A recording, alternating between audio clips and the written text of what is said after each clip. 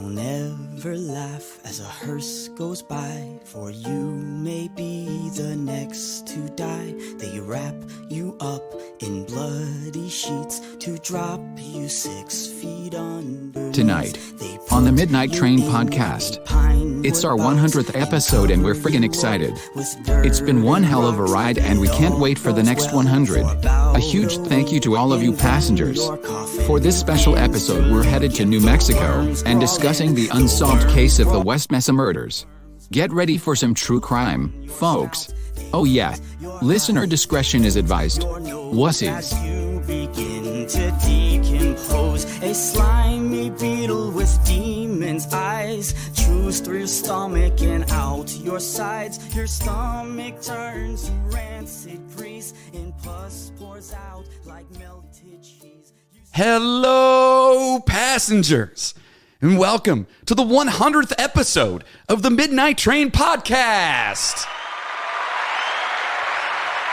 where we bring the dark to light. You guys know what that means. We make fun of and joke about creepy shit while bringing you as much information on each topic as possible. I am your humble and so appreciative host, the conductor of the cryptic, Jonathan Sayer. Excellent. And of course, with me is my co-host, it's Mr. Moody. Ooh. I was switching it up a little bit today. Yeah, I guess. Yeah, give it a go. 100 episodes. 100 episodes. That's a lot, dude. Now, again, if you guys are looking on Spotify or wherever you listen to whatever podcast, you might see a number in front of that says it's like 104 or or 106 or something like that. And that's only because we threw a couple of random episodes in there. Random bonuses in there. Like some best ofs and shit like that and promotional Our first shit. Day the Music Died was up there for everybody. Yeah, So. right.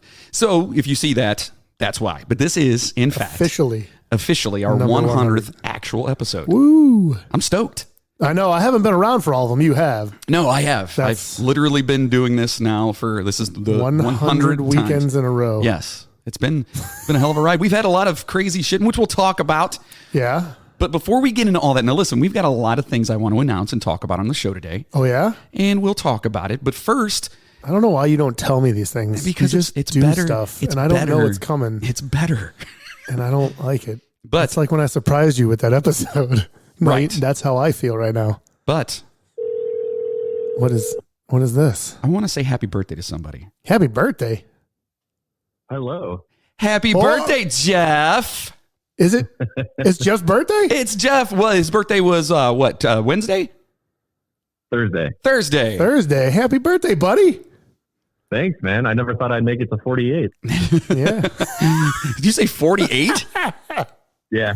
We're just doing dog years from here on out. Oh, perfect. What's happening, man?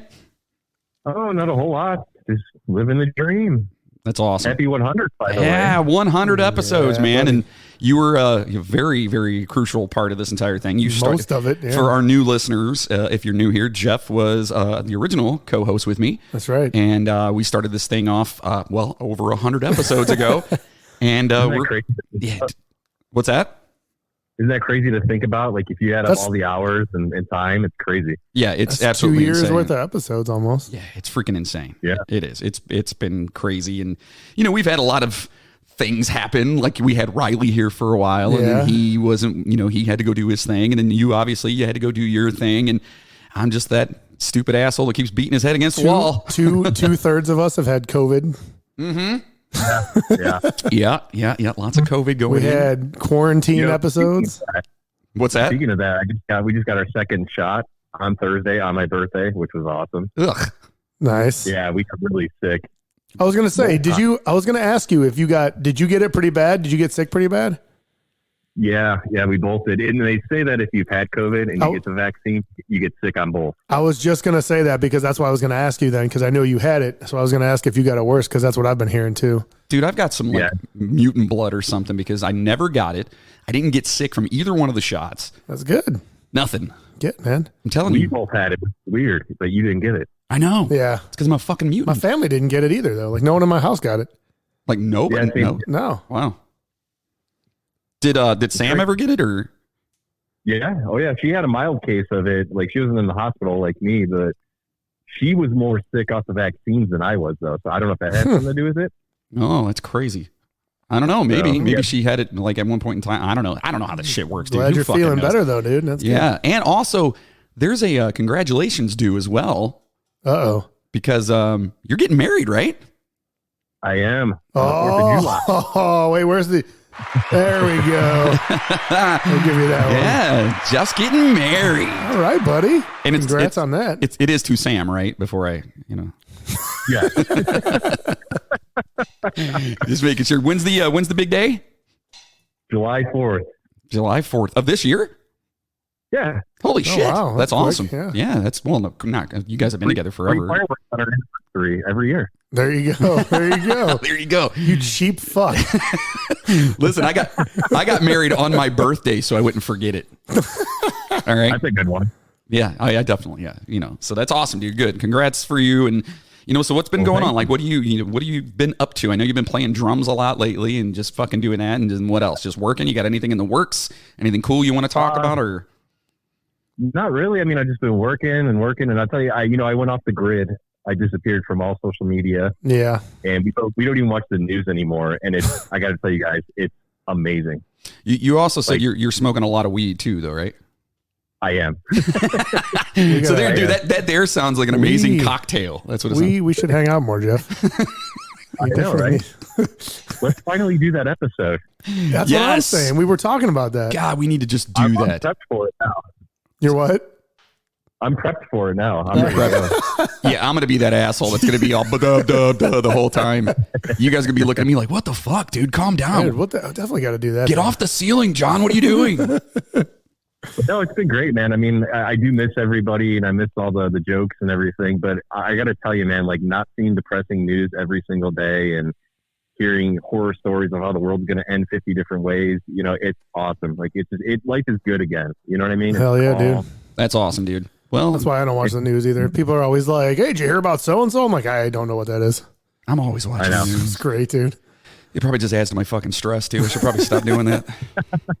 How's the? I've been working on the cabin at my dad's house. I was just going to ask you how that's going. It's a lot of work. Yeah, it's coming along though. I'm tired of it, but whatever. Yeah, it'll be worth it when it's done. Yeah, right? When it's done though, it'd be awesome. Yeah, that's cool, dude. But I mean, it's busy, so we always got something going on, and work is just chaos. I was telling John about it earlier this week, and nobody wants to work. I don't know why. They get free money, I guess, but yeah, well, they're trying to put an end to that shit. So yeah, a lot of it too, man. A lot of it. I know, John, with your industry, man. Like a lot of it is just tough right now all around because a lot of the restaurants can't afford to pay very well because of all the stuff that's going on. And like I know you're whatever. There's always the outliers. But like there's a lot of businesses that just can't afford to pay a lot right now. And people are just like, well, they're struggling. There's a lot of struggling. Why am I going to go back to work 40 hours a week and bust my ass for $9 an hour? Right. And when a lot of them are technically making more on the unemployment too. So I understand that, but there's also a point. Oh where no, it's like, absolutely. All right, stop being a lazy fuck. Sure. Get your ass up and actually work. You know what I mean? Like, dude, I had literally. Here's the interesting thing. I've been trying to hire people at my shop, and we contacted area temps. And if anybody's not familiar with that, it's like a service that takes people that can't find jobs. Yeah. And gets them jobs basically. And you pay area temps. You basically rent the person to work. Okay. Right. So they came in about a week ago, and they were looking at our shop and what we do and stuff. And the lady told me that she has nobody right now, and that Walmart has contacted them, and Walmart needs 30 people from area temps. So if Walmart needs people, we're in trouble. Yeah, that's definitely that's definitely a fucking wow. That's crazy. Walmart doesn't give a fuck about their employees, but that's neither here nor there.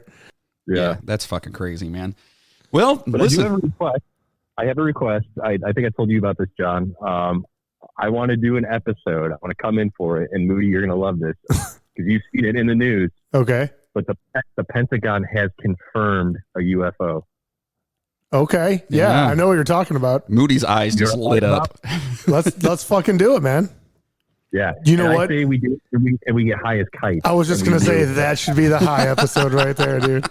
All right. Let's set it up, dude. We'll fucking set it up, and we'll come in and smoke a little bit of the greenage, and then we'll talk about aliens in the Pentagon. And fuck yeah. I'm totally down with that. Have the three amigos back together. Yeah, dude. I'll even pull if I have to. We'll do it. All right, well, let's do it, man. We'll figure it out. We'll set up a date. We'll get it all done. That's right. You hear that, folks? We're going to do one with a high as fuck episode talking about aliens with Jeff back. Fuck yeah, dude. I think that'll be awesome, man. Well, yeah, dude, wanted to call and say happy birthday. It's our 100th episode. You know, you were definitely a huge part of it and still are, you know, at least in our hearts and the hearts of our listeners. So I wanted them, you know, to say hi to you and, you know, you say hi back and, you know, everyone know that you're doing all right and you're getting married and all this shit. Hell yeah, man. Absolutely. And happy 100th today. Thanks, buddy. We appreciate it, man. And yeah, let's set that up and we'll do a high as fuck episode. Sounds good to me. Awesome. All right, brother. We'll talk to you soon. Stay safe out there. All right, guys. Take care. All right, Take you it too, easy, buddy. Jeff. Bye-bye. Bye.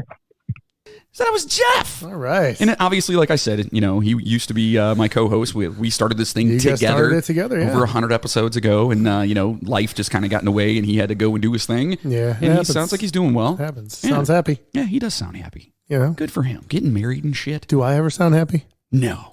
Fuck. Maybe it's the show. Maybe it's me. Maybe it is you. It might be me. Whatever. So it's 100 Tell you what, I'm going to take episodes. a couple weeks off. You're going to take a couple And weeks see off if it's you. and see if you feel better. Well, listen, you beautiful bunch of dark passengers know that we are just a couple of musicians and assholes that love history and cannot get enough of the mysterious.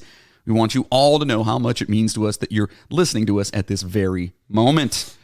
I'm not Truthfully. gonna say anything about that. True. You stop it. Now, listen, your reviews and support really do make all the hard work worthwhile. You're talking, you know, these things that we do are easily an hour and a half to 2 hours a piece, done over 100 episodes of them. That's 100 episodes of research and proofreading and producing. Why you got to proofread, dude?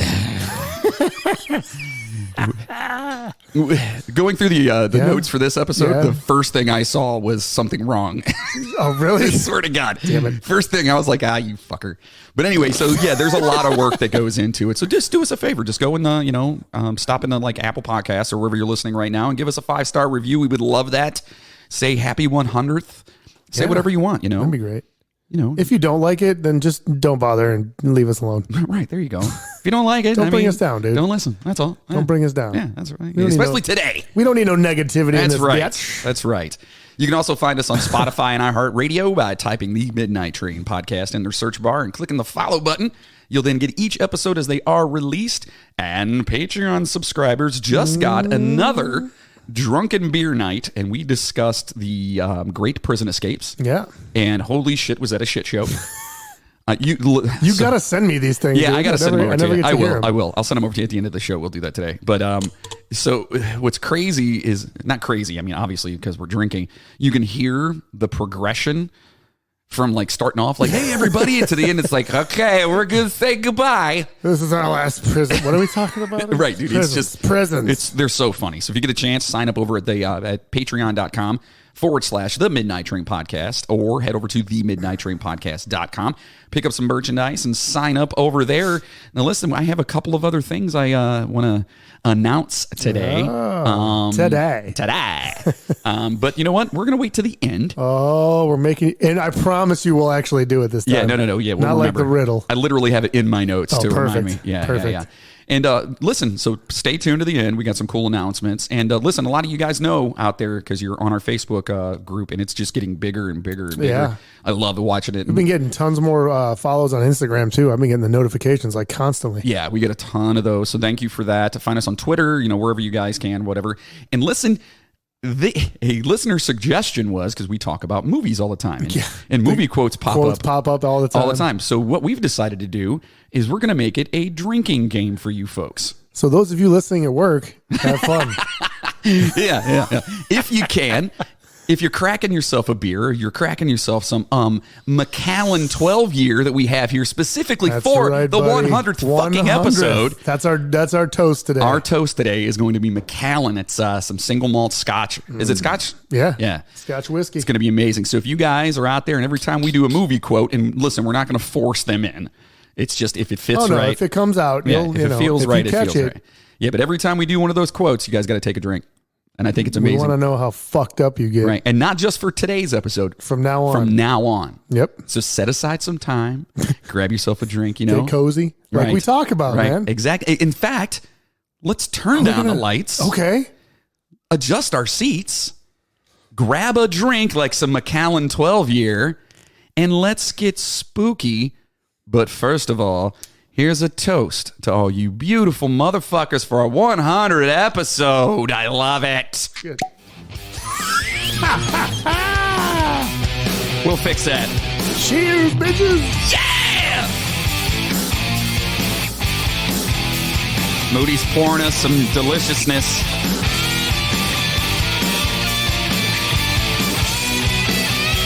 There you go, my friend. Cheers to you, buddy. Cheers. To 100. Oh, God, is that smooth? So fucking good, dude. Ooh, yeah. Is this a song about your wife? Maybe. That was actually Blackout Superstar. That was my and Jeff's band before we did the podcast. Perfect before for we the did 100, anything. baby. Who the guitarist of that band was Ken from Voodoo Vodka. Oh, it's full circle, man. Full circle. Full fucking circle. And now they're talking about wanting to do a 10-year reunion show for Blackout Superstar, so I felt that it was fitting to play that song today. If you guys do that, I will be sure to have the local hospitals ready for all the hips that are going to break. Blackout Superstar in their fashionable and beautiful wheelchairs.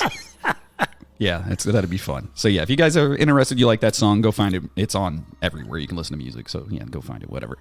So anyway, today we're talking about the West Mesa Bone Collector. Yeah. All right, so we're getting into some true crime stuff. So, a lot of you guys really out there, I know you guys really love this stuff.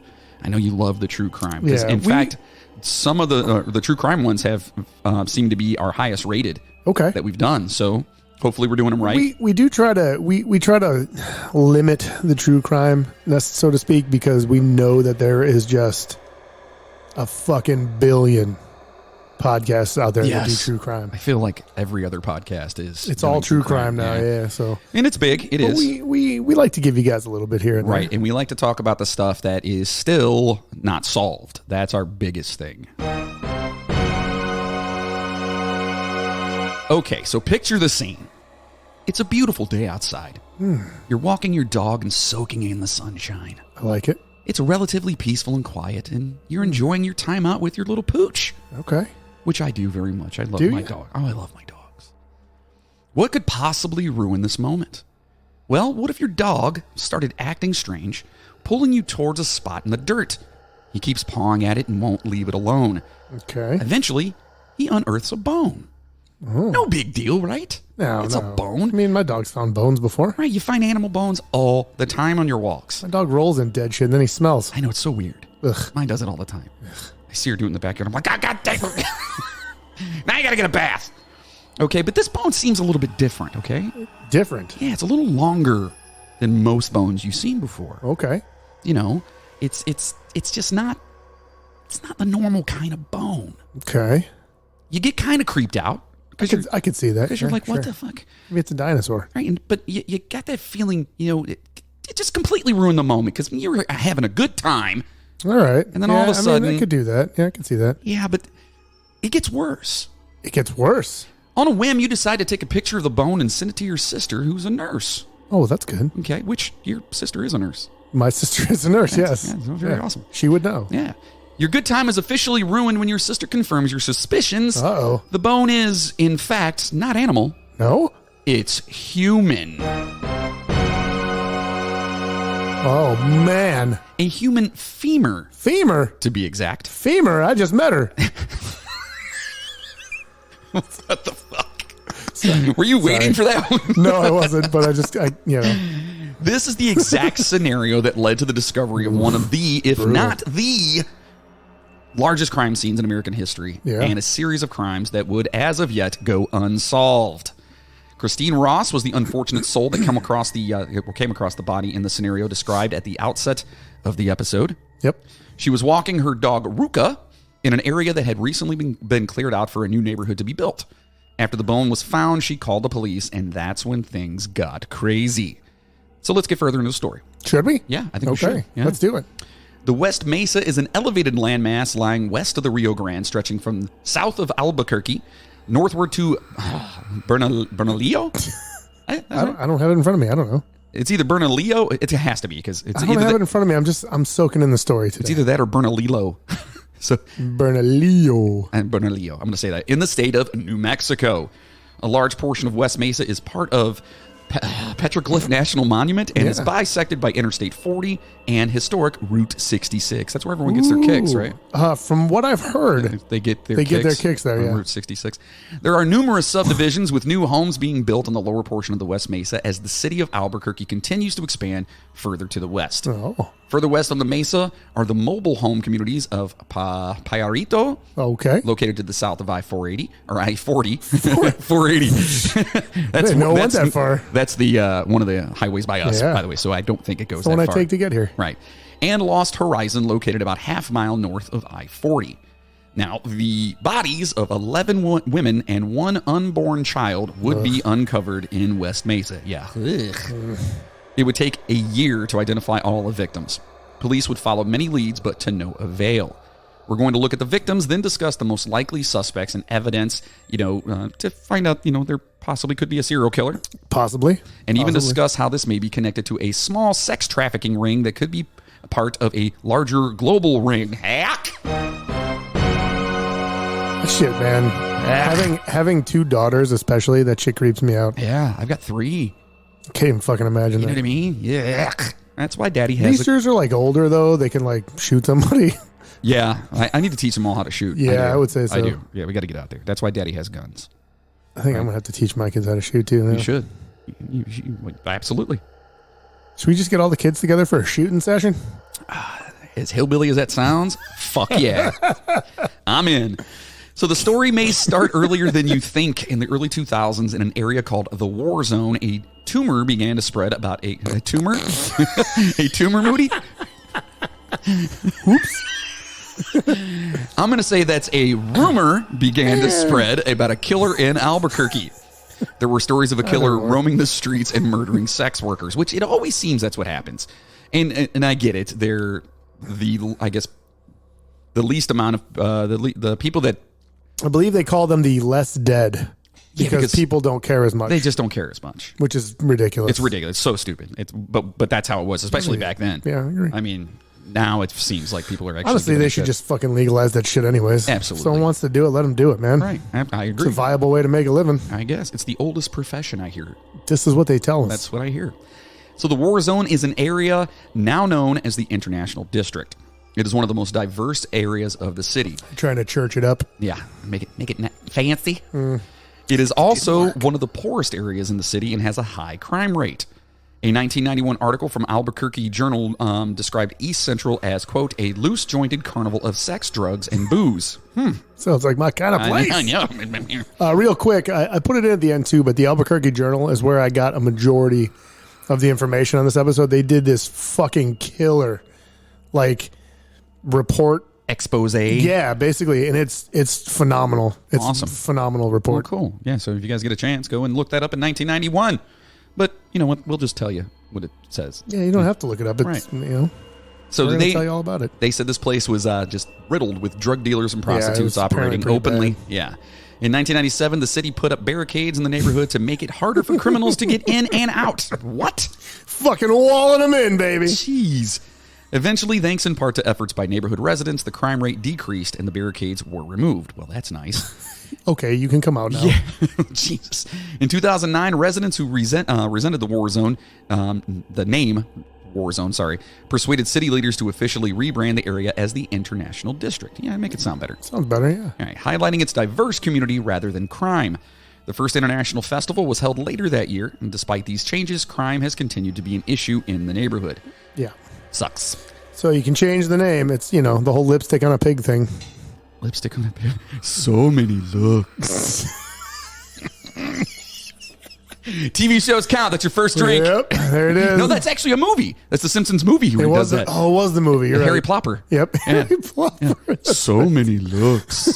Spider pig. Spider pig. Does whatever a spider pig does. Just fucking walk. Oh, man. It was here in 2004 that Cinnamon Elks, a sex worker, Cinnamon Elks, that's stage name. I feel like I mean, I feel like it's got to be her real name because everywhere in like court documents and shit, that's what she's referred to. Oh, shit. So I feel like Elks sounds very Native American. Cinnamon Elks. Okay. So I don't know, but like I thought that too when I first started like looking into this. I'm like, this guy can't be a real name, Cinnamon Elks, but it seems official. Oh, maybe. Okay. Well, she was a sex worker that often worked in the war zone and came to hear a crazy story. She had told her friends there was a dirty cop murdering and decapitating sex workers and burying their bodies on the West Mesa. Ugh. Fucking cops. Soon after she related this story, she disappeared. Yikes. Coincidence? I think not. Years before the bodies are found, police detective Ida Lopez found that a number of sex workers were going missing. She began to compile a list, which included Cinnamon Elks, and began to try to bring notice of the issue, and let people know that this is what's happening. She was basically kind of like a driving force behind a lot of this investigation. Oh, really? Because she had a lot of information already. That's awesome. Well, good for her. That's great that some cops somebody really take gave initiative. a fuck. Yeah, somebody taking initiative. Lopez had a list of 16 women that had gone missing. When the bodies were found, Lopez feared the bodies were the same women on her list.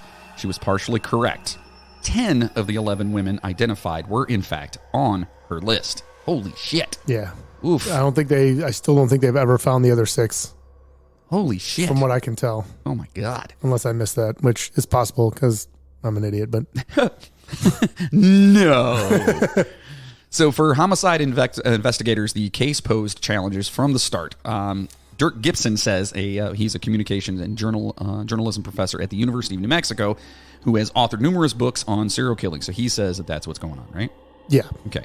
Years had passed from the time the women and girls disappeared, probably limiting available evidence. Quote, "You can't have a cold case," Gibson said. Quote, "In this case, there was almost nothing but bones." Jeez. Sorry, this shit is good. I know, dude. The Macallan is so good.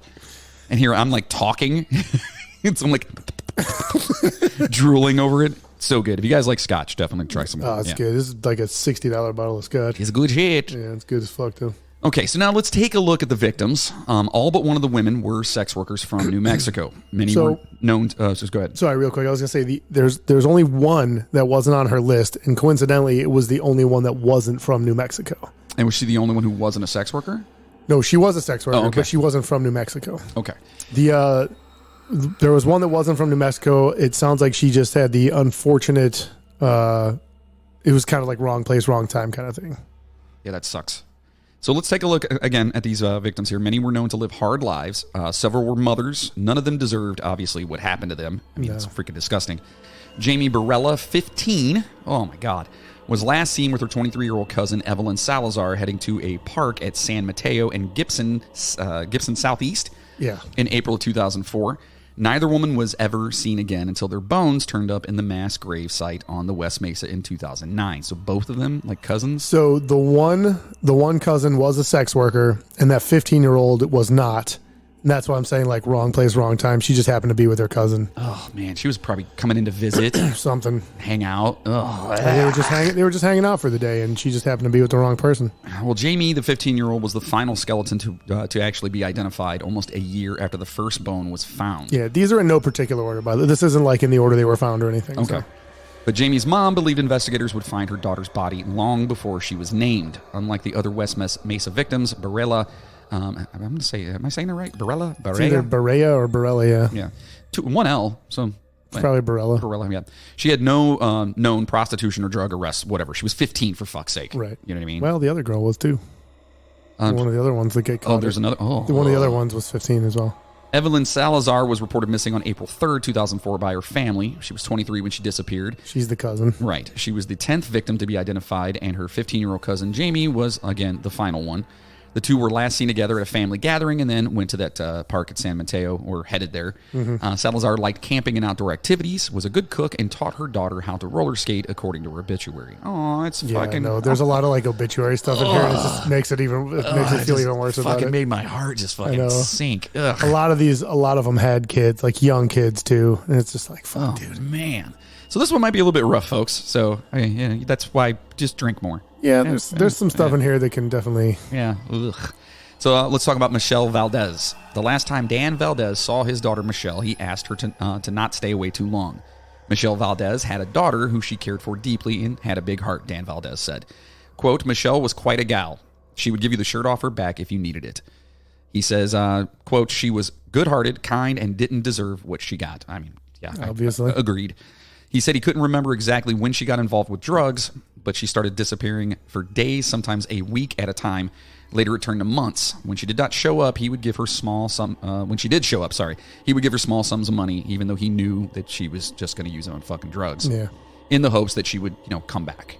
Makes sense. That's basically like if I give her this, next time she'll come back, I can see her again, and I'll give her a little bit more. It's fucking daughter. It's just a way to get her to come home and see him. As much as they make dumbass mistakes, they're still our kids, folks. That's right. Ugh.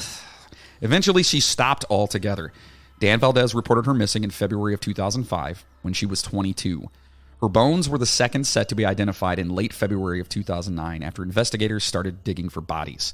They also discovered the remains of Michelle Valdez's, 4-month-old unborn baby. Oh, fuck. I'm taking a drink.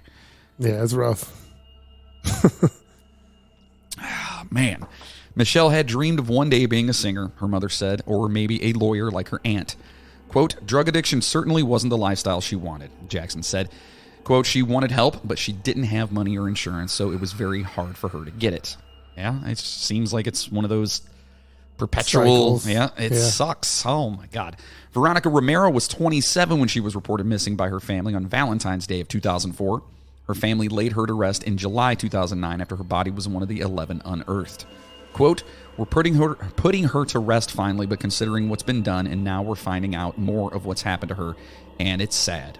Family member Desiree Gonzalez told KOB-TV at the time, quote, she was hurt real bad. Oh, my God. Yeah. So when they're going through and they're identifying these the bodies and whatnot, they're identifying obviously through forensics and stuff like that, like what happened to them and how they died. Okay, this is something that I've read.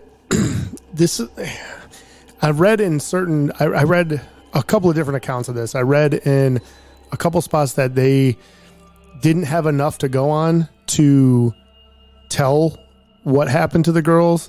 And then I've read in other spots where they know basically how they died or circumstances surrounding their deaths, and they just haven't released it because that's one of the little nuggets that they're keeping. So like if someone calls with a tip, that's one of those things they have in their back pocket to know if the tip is credible. Like if the people know how the girls died, it could be like, okay, well, how did they die? And then if the tipster or whoever's like, well, it was this, and they're right, they know that they can kind of take that. So they as were a keeping it under credible tip. wraps and just right. Okay. And then there was some things that were like they know how some of them died, but not the other ones, just because it was so long afterwards. Like there's not a whole lot of evidence left because it was 6 years after or 5 years after some of them disappeared. Yeah, they said literally that all they were finding was bones. Yeah, there's nothing left there. But Jesus. I guess there was enough. It seems like the most logical thing that I could get out of it is that they know at least how some of the girls died. And they're keeping that secret, even if they don't know how they all died. They at least have an idea of how a few of them died, and that's kind of like their back pocket, the ace in the hole. Now, obviously, as we go through this, it might actually say this in here. So, did they figure out at least did the majority of them die the same way? I don't know. I never really said. It never says in there how they. Okay. I never really saw that. It's. Yeah, they don't have. They didn't have a lot. They didn't have a lot to go. They on. probably didn't have much. Yeah. No. I mean, Jesus. So Julie Nieto grew up in Albuquerque South Valley and Los Lunas and loved chili peppers and jump rope. She later went to Job Corps while teaches and taught underprivileged young people different professions. Her mom, Eleanor Griego, said Nieto started doing drugs when she was around 19. She tried to get her treatment, but to no avail. Griego says she last saw Nieto, then 23, in August of 2004 at Griego's dad's house. She left behind a young son who Griego said she had doted over. So she had a little boy. Yeah. That's sad. 2 years after Nieto went missing, her sister Valerie Nieto was found dead in a motel on Central Avenue after overdosing. Fuck. Yeah. Quote, she couldn't handle it. She was depressed all the time, crying all the time, Griego said. Quote, that was the only sister she ever had. So fuck. That's what I'm saying. Like this stuff doesn't just affect the person. The person that died isn't the only one affected, obviously, by what happens. So sad. Yeah, it's not good. Man. Doreen Marquez loved jewelry and fashionable clothes and had a huge personality, according to her friends and family. She went to West Mesa High School, where she was a cheerleader and later had 2 daughters who she was devoted to, throwing them extravagant birthday parties. Oh, good mom. Yeah. But as the girls got older, Marquez's boyfriend was jailed and she turned to drugs. She spent less and less time with her daughters, leaving them with her sister or other family members. Quote, I had kicked her out of my house. That was the last time I saw her. Julie, what does that say? Oh, that's Julie Bubbles Gonzalez. That's her sister. Like, okay. Yeah. Her sister said that in an interview that the last time she saw her, she kicked her out of her fucking house. Oh, God, that's got to fucking be heart-wrenching. That's got to be tough. Ugh. So, quote, I just told her, it's better if you just go. Whenever you feel like you're not going to use or you just want somewhere to come and eat, shower, or whatever, my door is open. And she never came back, end quote. Garcia said the last time she saw Marquez, she told her she could... Wait, hold on. She told her she could help her deal with her addiction. So she was trying to help her. Yeah. Yeah, she was trying to, but then it was basically, it became too much to deal with at her house. So yeah, so Marquez refused, and unlike many of the other women whose bones were found on the West Mesa, Marquez didn't have any prostitution arrests, but police believe she engaged in it nonetheless. I guess. So what I read about her was basically, even though she never got arrested or caught for it, I guess she frequented the area, and it was one of those like everybody knows she does it, even though nobody knows she does it kind of thing. You know what I mean? That's rough. Yeah. So when Diana Wilhelm didn't hear from her daughter on her birthday in August of 2004, she knew something was wrong. But it would take nearly 5 years for police to confirm that Wilhelm already believed, and that her daughter Cinnamon Elks was dead. Elks, who was 32 when she went missing, was the third of the West Mesa victims to be identified after the first bone was found in early 2009. She, like many of the others, had a string of prostitution and solicitation arrests, 19 total with 14 convictions. Damn. That's a lot. Yeah. Moody just looked at me like, yeah. Well, I'm just saying, like, if that's your life, though, I mean, it's going to happen. You know? It just sucks that people get into that. And, like, I think it's ridiculous that you get arrested for that shit. I just don't. Right. I don't get it. Yeah. She was friends with at least 3 of the other victims: Gina Michelle Valdez, Victoria Chavez, and Julie Nieto. Holy shit. Yeah, they all kind of knew each other. Oof. Selania Edwards stands apart from the other West Mesa victims. She had no known friends or family and was a runaway from foster care in Lawton, Oklahoma.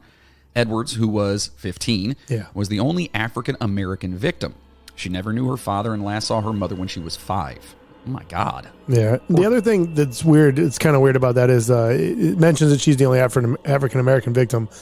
The other thing that they think is kind of weird, and the other thing that led them to believe that it was a serial killer, is that if you look at their pictures, they're all very similar looking. They all have the same kind of like builds, the same hair, the same, they don't look exactly the same, but it's that same type. It's like definitely a type thing. So that makes sense. Dark hair, dark eyes, Yeah, it seems like most serial killers have a certain penchant for one particular type of person. Yikes.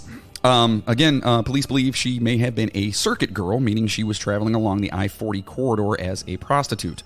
Early in the investigation, a tipster told investigators Edwards was seen in Denver in the spring and summer of 2004. The tipster said she had been at a motel on East Colfax Street in Denver. Quote, they were high prostitution areas. Then APD spokeswoman Nadine Hamby said in 2009. So that's what the spokeswoman said. Mm-hmm. So they're just kind of putting 2 and 2 together. Yeah. Okay. Police believe she may have been traveling in a group. Quote, we've received information that Selania was associated with 3 other females and that she may have gone by the aliases Chocolate or Mimi. So that's what Hamby said. That comes into play later, by the way. Okay. So remember that. Early on, investigators hoped Edwards' background, because it differed from the other victims, would provide details needed to crack the case. So, So I guess that is kind of... So were the other girls, were they all... they were all local. Were they Latina? I mean, by their names, it sounds like they were Latina. Okay. They all had that same kind of look, and she was the only one that was not from the area, not like that didn't have that same like dark hair, dark eyes, kind of Latino look to it. And she also, I guess they took like when they were saying that her background they were hoping would like kind of help whatever, they even took pictures of her nails, I guess, because she had some crazy shit done to her fingernails. Okay. And they were hoping, like they found pictures of her, I guess, or something like that, or maybe it was still on the nail, I don't know.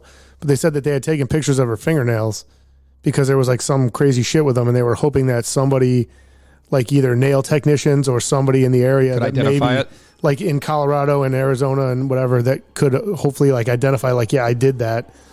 and they could kind of get some more information on like her whereabouts and travels and stuff Who like she that. may have been with, Right. and so on and so forth. Exactly. Okay, yeah, well. Virginia Cloven grew up in a small trailer heated by a wood-burning stove in Los Chavez. She was funny, loved doing her makeup, and was a favorite at school. Tragedy struck the family when she was in high school. Her brother was shot. Is rough, dude. Oh, boy. Her brother was shot and killed in a homicide that would later be ruled self-defense. So the guy that killed him got off on it on a self-defense. Yeah. Virginia Cloven ran away from home a week later when she was just 17 years old. Another brother ran away too. Quote, "They said they couldn't stand it anymore," Robert Cloven said. At first, Virginia Cloven lived with her grandfather in Albuquerque, then moved in with a boyfriend. He got hit by a car and went into a coma, and soon Virginia Cloven had lost her home and was living on the streets of Albuquerque's International District. Jesus, poor girl. Yeah, dude. She's just, it's like shit after shit after shit. My God. One year, she called her dad asking what he wanted for his birthday. He asked her to clear up her citations, and then they were supposed to meet in Albuquerque. They last heard from her in June of 2004. She called to say she had a new boyfriend who had just gotten out of prison. Oh, boy. And that she was probably going to marry him. Oh, these choices. Jesus. Quote, "We said we'd like to meet him, but we never heard from her again," Robert Cloven said in 2009. Quote, "After that, everything just went dead." Robert Cloven reported his daughter missing 4 months later in October 2004. She was just 23 at the time. Jeez. And that's the other thing. A lot of them are they're all around the same age, like that 22 to 23. Yeah. Except for that Cinnamon Elks was in her like early 30s. Right. And So- this one here says she was 26. Victoria Chavez, 26, was the first woman whose bones were identified after they were found on the Mesa. Before the public learned the women were likely murdered by a serial killer. So they're really pushing that serial killer directive there, right? That's kind of crazy. Quote, "To have them come and knock on my door, I was devastated." Stepfather Ambrose Saez, we'll say Saez, said at a memorial event in 2009, quote, "I never thought it would end like this. I just had that hope." Chavez's mother reported her missing in March of 2005 after she hadn't seen her in more than a year. Holy shit. Yeah, I feel like, I mean, she's an adult, so she can kind of, that's the other thing they tell you when you try to make a missing person report for, like if I try to, say, oh, my buddy John's missing, I'd like to report him missing, they'd be like, he's 40 whatever years old. Right. He could do whatever the fuck he wants. Yeah, if he disappeared, he could just go, So they don't necessarily take that shit seriously right away either. That like a 26-year-old is missing. It's like, well, maybe she just said fuck it and wanted to get away, Yeah, I mean, at that point you are an adult. Exactly. But then again, not having any contact to me would just trigger something. Like in a year, like so, my oldest daughter, she's 21 now. I talk to her at least once a week, just to check in because she's off doing her thing. She's 21-year-old, whatever. You damn kids! You damn kids and your Nintari. Your loud music. Your Dan Fogelberg. Dan Fogelberg. Hula hoops and Pac-Man video games. That's the second one. Take a drink, folks. And we're pouring another one too. Hopefully you guys are in, this one's a little bit dark, but, this is our 100th episode and we're kind of celebrating. And in saying that, by the way, after we're done with this, hopefully we're not too loaded, we are going to be on the Funbox podcast. Yes. With Rob Webb. So this should be real fucking fun, Rob. We're sorry. Oh, man. So the mother also said in the missing persons report that Chavez was on probation and was a, quote, known drug user and prostitute. She had 5 prostitution convictions, according to court records. Sheriff's deputies investigating the disappearance of Monica Candelera in 2003 heard from her friends that she had been killed and buried on the Mesa. Which is weird. Yeah. Like, why would her friends know that? Yeah.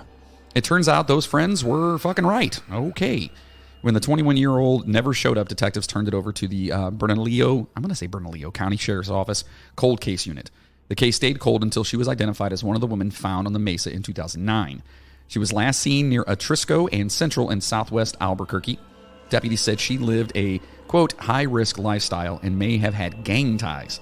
She had been convicted of prostitution once, according to court records, but her obituary highlights a happier side. Quote, Monica enjoyed laughing, joking, taking care of babies, and spending time with her family, the obituary reads. Quote, she will be remembered as a loving daughter, mother, granddaughter, niece, cousin, and friend who will truly be missed. Fuck. Yeah. And the other thing is, like, I don't want anyone to think that, like, we're putting all this stuff about their prostitution and all that. Like, we're not belittling anybody in any way by saying this. It's just, we're reporting what they reported. Right. And so again, listen. I don't want anyone out there to be like, oh, they're talking shit about them being prostitutes or we're not doing that at all. I don't care if you're a prostitute or a drug user or a drug dealer or a fucking whatever. You don't deserve to fucking be murdered and put out into a fucking... buried in a mesa. Right. You know what I mean? You don't deserve that. So regardless. And again, what Moody's saying here is that we don't give a fuck what you do. Yeah. Just don't hurt anybody. We don't want people to think that we're trying to shoehorn that fact in there just to make it sound and again anything like that. What it also does too is when you look at the overall picture and you see that almost every one of these women had that same lifestyle, then it kind of it allows it builds the case and allows you to look for somebody who is after those types of people. Yep. I mean, because there's been Green River, he fucking went after prostitutes. Yeah. So was many. It Kemper? Did Kemper do? Was that? No. Was he no, he was college. That was college girls. Yeah, that was okay. That was college girls. But no, a lot of these serial killers, they at least think, and because 9 times out of 10, they're right that they're not. It's under the radar. It takes longer for them to get reported missing. It takes longer for them to be found and cared about. Right. It's under the radar, so they feel like they can get away with it. So that's what they do. So that's why we're just doing that. So anyway, you guys get it. You listen to this fucking podcast. You know, it's been 100 fucking episodes, Moody. Don't yell at me. So 11 women who all lost their lives way too soon, most likely in a terrible manner. The police have not revealed the causes of death of the women, and that's what we were talking about earlier. That's what we were talking about earlier. It was difficult to figure out how the women died, and they are keeping that nugget to themselves to use as a gauge of the for claims validity and of tapes. tips. Yeah. I love, and I just have to do this real fast. In the notes, it says that nugget to themselves to use as a gauge of the beauty of claims and tips. I mean, it works. It works. The beauty. The beauty of it. That is a beautiful tip. It's a beautiful tip. Just the tip. Yeah. Just the tip. That's it. After several years of nothing, some suspects started popping up. Some actually fit the profile. Wait. There it is. Some actually fit the profile very well. Ooh. Even still, no official suspects have ever been named. So here's a look at some of the suspects that the police have checked out. All right. Yeah. I'm actually kind of... Can we talk about them? Yeah, let's talk about these guys. Let's talk about this first guy. These lousy fucks. All right. Yeah, you fucking... Except for the one guy. I feel bad for him, but okay. Whatever. Go ahead. All right. Well, this guy, Fred Reynolds, who police said was a pimp. Mm-hmm. Pimp. Died of natural causes on January 2nd, 2009. Police found pictures of several West Mesa victims at his home, but no physical evidence linking him to the murder. Well, if they ran in the same... He's a pimp, and if they ran in the same circles, kind of makes somewhat a sense. Right. But it also looks... Bad. You know what I mean? Like, hey, you got all these pictures, and you're a pimp, and they're dead. Yeah. Oh, Jesus.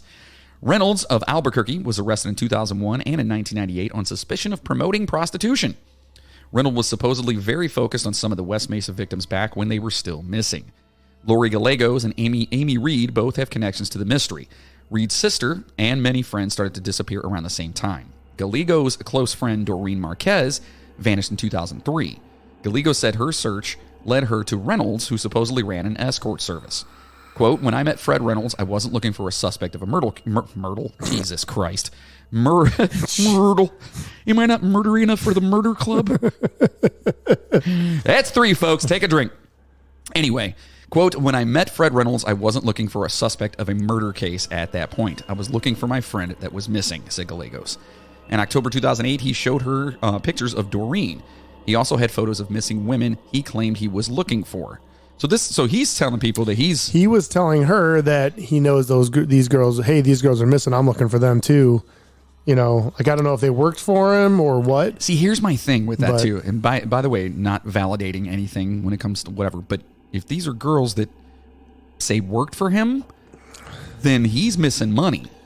Sure. You know, I hate to say it that way, but that's the truth. So he's looking for his investment. Where are the girls who are supposed to be working for me? Not only that, I'm sure he's probably like, obviously that's probably the biggest thing. But at the same time, I'm sure he's just like, what the fuck? Like, what is going on? Plus, it makes him look bad. Right. You know what I'm saying? He's probably trying to find even if they wouldn't have found bodies or anything, they're like, why are all these people associated with you going missing, bro? Yeah. So You know what I mean? he's probably trying to find them so he can get off the cops' radar. It's something, man. I'm sure. Oh, my or maybe he God. gave a shit. Who knows? All right, so, quote, he told me he was a former heroin addict himself, and this was the reason he wanted to help the women that worked for him. He wanted them to have a good life, said Gallegos. By pimping them out. It sounds a bit bullshitty. Sounds like bullshit, whatever. Reynolds passed away a couple months later from health complications. What came as a surprise to Gallegos was Fred Reynolds was one of the names initially mentioned as a person of interest in the case. Reed, who also knew Reynolds and considered him a friend, Reed also knew him and considered him a friend. She said there is no way he was involved. Quote, he wasn't violent and he wasn't abusive and he wasn't in any way a killer. Yeah, but then again, most of them. Yeah. I mean, also, you never really know until like, they are. If you look at the suspects list, like he's one of the weakest ones that they actually named as a suspect. Like he had that circumstantial evidence. It's all circumstantial. I mean, this whole fucking case is everything. Everyone they have is circumstantial. So Yeah, there's no direct evidence to anything, is there? there's one guy that they haven't said if what they collected from him is directly tied to any of the victims. Okay. But I feel like if it was, he probably would have been. Okay. So Reed said Reynolds was someone who truly cared about the missing woman and wanted to help find them. Okay, so at least one person's got his back. yeah, You know? I mean, Okay. you know, Another suspect here was Ron Irwin. this is the guy I feel bad for. Irwin has a connection to one of our previous episodes. He is a photographer from Joplin, Missouri. That's why I asked you earlier about it. Speaking of Joplin, Missouri, That's and if you right. guys remember our Butterfly People episode, Yep. horrible tornado Yep. ripped through Joplin, Missouri almost 10 years ago this month. In fact, May 22nd will be the 10-year anniversary. Mm-hmm. We actually have a interview that we're going to be doing with a gentleman who survived that fucking tornado. His name's Andy. He got a hold of us. Yep. He's a listener. He actually was involved in this whole thing. His truck got fucking flown all over the place. On top of a hospital. Right. So look for that. Look for us to do that. Whatever. Yeah. We'll be posting that as soon as we can get We're the gonna interview. talk or to him, and we're gonna kind of update the situation. Yeah. Talk to him what he went through, and First-hand account. we're gonna see if he saw anything. Yeah, see if maybe he saw a Maybe. butterfly person. Very Yeah. possible. So anyway, Irwin fell under a cloud of suspicion in the serial murders case. Investigators from New Mexico showed up at his properties in Joplin armed with search warrants. Oh, shit. In the first interview, he has, let's see. What? In the first interview, he was granted about the matter? Yeah, the first interview that he granted to anybody about the matter. Oh, okay. Irwin. Okay, so the Yeah. first interview he did. Jesus Okay. Christ. What's the fucking word right? I did word it right. You read it like an idiot. I read it too, baby. Irwin told the Joplin Globe he does not know how he became a suspect in the case, only that the experience has resembled a nightmare. Quote, there's an old Twilight Zone episode, Irwin said, quote, where a man wakes up to the world he's always known and suddenly nobody recognizes him and he's running around trying to say, don't you remember me? I've known you for 40 years and all this. So he's Yeah, basically he's- like, holy shit. So, okay, hold on. I want to keep reading this because I'm really intrigued by this guy. Quote, well, that's what my life's been in that time, he said during the interview at the office of Joplin attorney Phil Glades. Quote, I don't know how it all got to that stage before it suddenly exploded that morning, he said. Quote, I don't know. Irwin spent the better part of a year trying to prove his innocence behind the scenes. He hired lawyers in Joplin and New Mexico to advise him, even though he has never been charged with the murders and he declined all interview requests. Irwin went to Alexandria, Virginia in December to have the polygraph exam administered by former FBI I was going to say polygrapher. It's polygrapher, right? I don't know. Probably. It we'll sounds see. better. Polygrapher. That there FBI polygrapher, Barry Covert. It's Isaiah. Hey, 100th it's episode been a Isaiah while. showed up. Hey, been a while. 100 episodes. Goddamn. So Glade said Culver determined that Irwin was not being deceptive in his answers regarding the West Mesa murders. Okay, so he passed. Yeah, he passed the polygraph. Awesome. The results of that exam were provided to Albuquerque investigators a few months later when they asked, as a last request, if he'd be willing to take a polygraph. Well, while no reason was given to the public about why Irwin was a suspect, that seems fucking weird, Yeah, they never came out to say why. it is said that he was seen often at the fair in Albuquerque where the women were known to frequent and men were known to pick up prostitutes. But Seems at the super same time, thin. But at the same time, he's a photographer. Like, I don't know if they ever found pictures of the girls. And you know what I'm saying? Like, maybe since he's a photographer, if he had pictures of the girls that were missing and he was always at that place. And it's definitely flimsy, but he was definitely like, they went full bore on this guy. It sounds like they raided his apartment. They took all of his fucking like pictures and computer, like all this shit, man. Like they fucking did him over. Jesus. Well, Irwin and his attorneys provided the Globe with a copy of the final page of an Albuquerque police report dated June 26th of, it says of this year, but I'm not sure what year. It was 2010, 11 maybe? Okay. It was somewhere like after it was a couple years after they found him. But it concludes, quote, Ron Irwin is not a viable suspect in the killing of the 11 victims located at the 188th Street Southwest site. So that would be the Mesa site. Yeah. So they said, after all this bullshit... Nope. Sorry, dude. Yeah. Our bad. Yeah, my bad. Sorry about that. I know we ruined your life and everything, but God. Sorry. The paragraph specifies dates in 2004 when victims Veronica Romero, Evelyn Salazar, and Jamie Barella are known to have disappeared. The report states that detectives were able to verify that Irwin was in Joplin on both the day that Romero vanished and the day Salazar and Barella turned up missing. Boom. So they were trying to... Listen, it sounds to me... as we go through this or whatever, that they didn't have shit. Oh no, they were just grasping. But you found 11 bodies. Mm-hmm. So you know You gotta damn do well something. you have to do something. You got to figure something out. If somebody even just farts in your general direction, Yep. you've got to fucking jump on that. Yeah. You know, I fought in your general I was direction. say, does that count as a movie reference? That's a movie reference. Drink up, folks. Those are coconuts. No, they're not. What was he talking about? The swallows? The airspeed ratio of a swallow. God, I love that movie so much. Anyway, quote, I believe there weren't too many specific dates in this case, but those were two of them, Irwin said. And, quote, and I was able to account for all my days in 2004. Quote, why he was a suspect, that's all in sealed warrants. That's still part of our pending investigation, said Sergeant Tricia Hoffman, spokeswoman for the Albuquerque Police Department, in a phone interview. Quote, but at this point, we've been able to eliminate him as a viable suspect. So basically, they won't say anything because the investigation's still ongoing. Mm-hmm. But listen, dude, honestly, I mean, if it's police work and if you can get yourself taken out of the equation, fuck yeah. You do whatever the fuck you need to do. absolutely. You do it. They showed up at my house. He was able to prove that he Right. wasn't, you know. You show up at my house right now and bust in and fucking make me take polygraphs and stuff or for a murder or whatever. Be like, absolutely. Yeah. You know, whatever you need to do. You want a peanut cup? Here you go. A And peanut I'm going to cup. be behind you just like, Pointing at me the whole time. Fucker. He did it. Just to fuck with me, too. You would do that. Oh, Damn absolutely. it. That sucks. They'd be like, he says he was with you last Sunday recording the podcast. I'd be like, I don't know what he's talking about. I was at home. I don't even know this guy. Podcast? What the hell's a podcast? Yeah, he had me tied up in the basement. I don't even know what the fuck's going on. I'm finding all this out just with you guys. All right, so at least they know who didn't do it. Right. So he's taken out of the equation. That's just great. Okay. So Scott Lee Kimball is a convicted serial killer from Boulder County, Colorado. Oh, shit. Here we go. He is serving a 70-year sentence after pleading guilty in 2009 to the murders of 5 people. Jesus. All 4 victims died between January 2003 and August 2004, while Kimball was on, quote, supervised release after a prior check fraud conviction, serving as an FBI informant. What the fuck? Whoever the fuck was supervising him was doing a shit job. That's fucking insane. So Yeah. first of all, he's an FBI informant. He got let out on supervised release after a conviction for check fraud. Right. And then he goes and kills 5 people. Correct.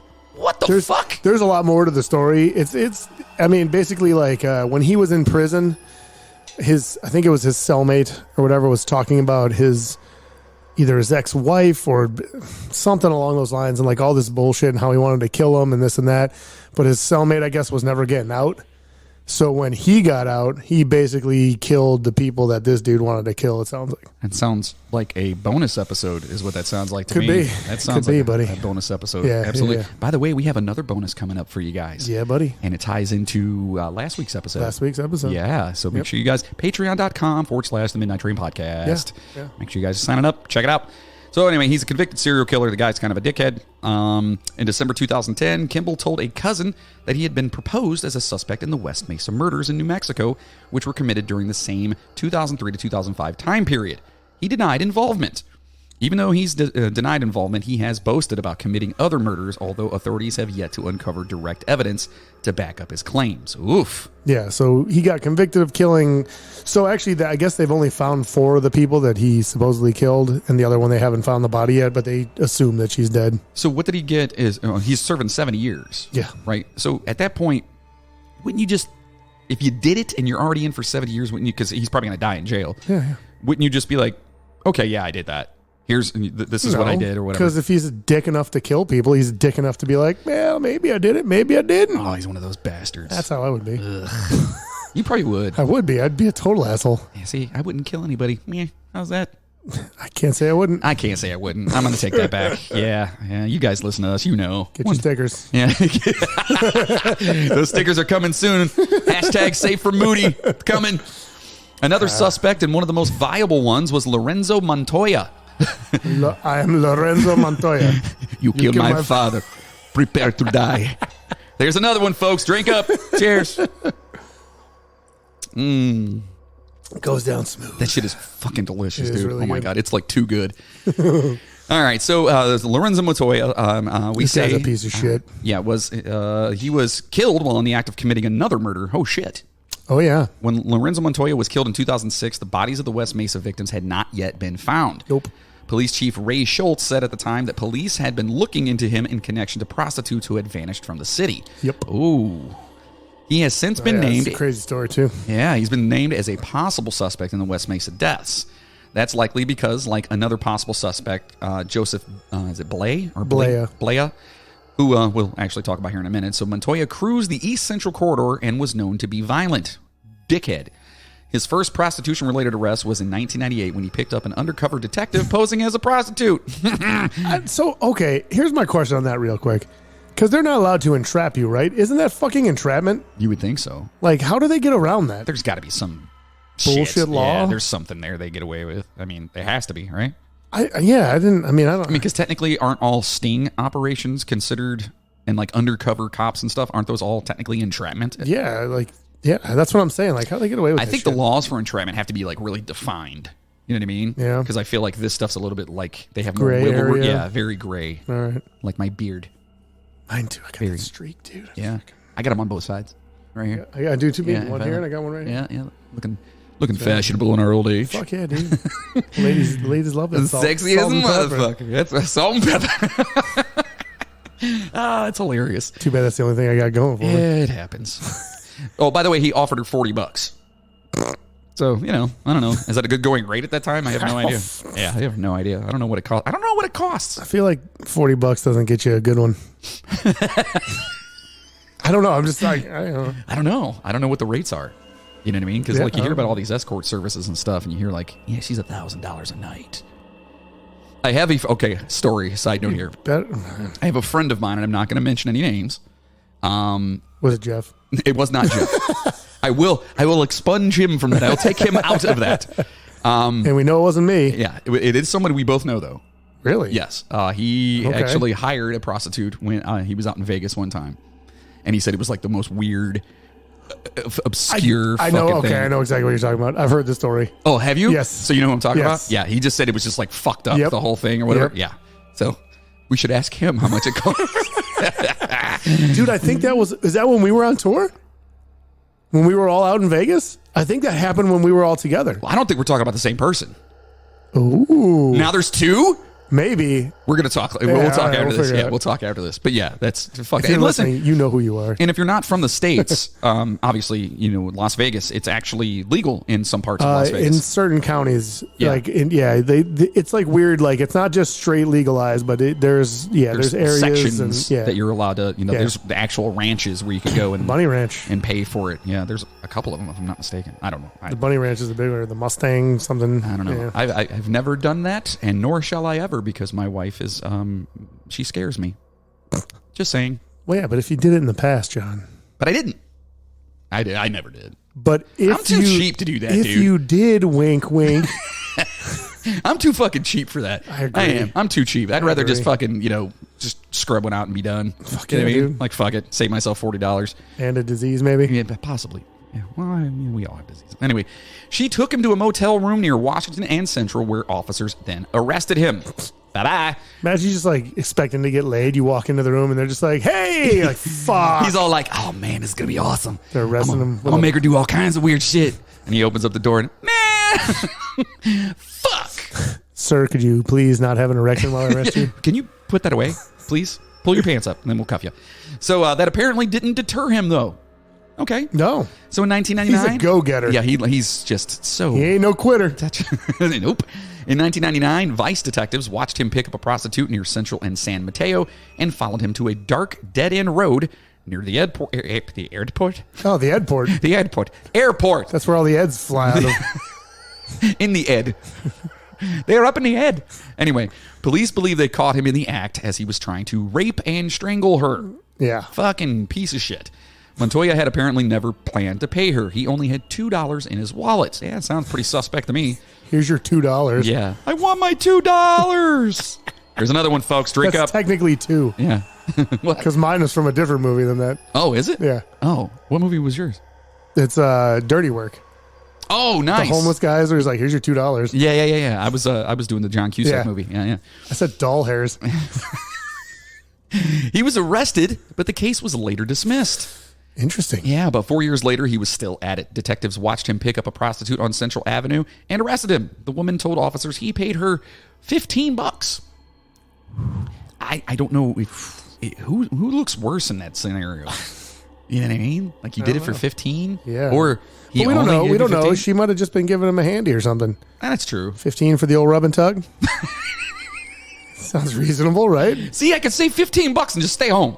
That's what I'm saying. You know what I mean? Order a pizza, rent Right. a movie. There you go. $15, that's at least a Do people rent movies still? decent Is that a six-pack. thing? Do people rent movies? I did rent a movie, and you want to know what movie I rented the other day? We had beer night this past Thursday, as we always do. I rented Club Paradise. What the fuck is that? Robin Williams, 1980s. It had Eugene Levy in it. It had Harold Ramis in it. It had Rick think I've ever Moranis. heard of that. Oh, it's amazing. So, Club Paradise. yeah, we're totally going off the rails here again. But we Wait. it is. Oh, wait, we got the derail. Where's my This derail? one? There it is.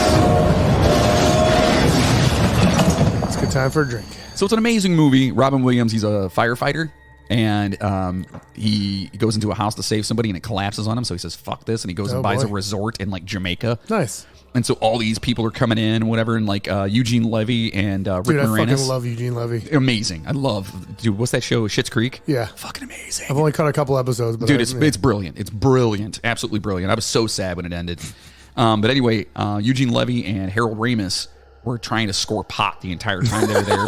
Dude, it's just hilarious. So anyway, I rented that the other day. It was $1.99. Nice. Because Bill brought over a beer called Club Paradise. Perfect. And I was like, oh, you guys ever seen this? They're like, what? What are you talking about? Instantly, I'm like, put it right there. Nice, I dude. love technology today because any movie you want to watch, you can pretty much find. Oh, yeah. You know what I mean? At the push of a button. At the push of a button.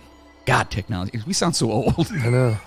Listen. remember when you had to rewind the tape before you sent it back to Blockbuster. I can honestly remember. For those of you listening, Blockbuster is a store that used to rent videotapes. Correct. And speaking of videotapes, I can remember my my stepfather going to buy our very first VHS player. Nice. Except he picked up a beta player. Superior, though. It was a superior format. Correct. But definitely did not outlive the VHS. Do you know why? Because of porn, right? Porno. Porn-backed VHS. Anything. Porn-backed DVD. And in fact, that's actually another movie reference too. So if you guys would like to jump on that, that's Porn also backed Blu-ray over HD. which is from what's the What movie? is that from? Oh, We shit. talk about that in something, yeah. Oh fuck! I'll remember it. Well, either way, it's a movie reference. Drink, you fucks. Ben Stiller, where they were actors and they were trying to do the war movie. Oh, yeah. You got it. Come on. Come on. Come on. I lost it, dude. I had it and I lost it. Hold on. Shit. Anyway. Tropic Thunder. Tropic Thunder. Yay. Love that movie. Al Anyway. Pacino. Yeah. It's Al Pacino. I love that pussy sweat. I love booty sweat. Booty sweat. I said pussy I'm sweat. just a dude dressed like a dude playing another dude. So good. Drink up, fuckers. Anyway. Anyways, back to what we were talking about. You guys are going to be drunk by the end of this episode. Seriously. Love it. Anyway, so by that time, Montoya already had a history of violence. He did. Obviously. According to a domestic violence form, his girlfriend filled out after an alleged assault. Montoya repeatedly beat her. Dickhead. Yeah, he's a dick. The woman said he had also done, quote, gross things to me, but didn't detail what they were in the document. She basically apparently said that, like, they were so bad. She's like, I don't want to talk about them. I'm not going to tell you what they were, but they were bad. It's fucked up. That's got to be bad. Yeah. I mean, listen, man. We all have we're not kink shaming anyone. No. You could do whatever you like. Just don't hurt anybody. No. Period. Unless they like that. And then I guess... At least have a safe word. Do you have a safe word? No? No. You don't? I don't think I do either. I probably should, because my wife's going to kill me one day. Oh, my. Yeah. No, not like that. Or, my. or maybe like that. I don't know. I guess we'll see. She doesn't listen to this. I can say whatever I want. I guess there's worse ways to go. Absolutely. Yeah. So anyway, she wrote that Montoya threatened to, quote, kill me and bury me in lime. That threat may shed light on Montoya's last crime. In December 2006, he invited an escort to his trailer and killed her, according to a search warrant affidavit. Quote, she was bound by the ankles, knees, and wrists with duct tape and a cord, a detective wrote in the warrant. What a fucking dick. So he just escalated, it sounds like. It seems like Maybe read on. All right. When the woman's boyfriend may not have escalated at that point. When the woman's boyfriend came to check on her, he shot and killed Montoya. The woman's body was found outside Montoya's trailer, partially wrapped in a blanket. Yeah. Her legs and wrists were wrapped in duct tape, and a thick layer circled her neck. An unrolled condom, pillowcase, and the woman's belongings were in a trash bag in the trunk of the car Montoya had rented. Inside Montoya's trailer, investigators found duct tape next to his bed. They also found hardcore pornography and some homemade sex tapes. One of those recordings shows Montoya having sex with a woman, and the tape goes black. In a following scene on the same tape, the camera is focused on Montoya's bedroom wall. What the fuck? Keep reading. Ugh. The camera doesn't capture what's happening, but the audio captures what sounds like tape being pulled from a roll. I believe I've either heard or seen this before. Maybe. It's something else. This sounds so familiar. At least one trash bag is open, and there's minutes of rustling noises. Police have sent that audio to the FBI and other crime labs for enhancement, but haven't been able to determine what Montoya was doing.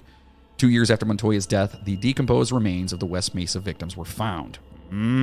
So I guess what happened? See, what had happened was. So the girl that he killed, he called her whatever she was advertising on.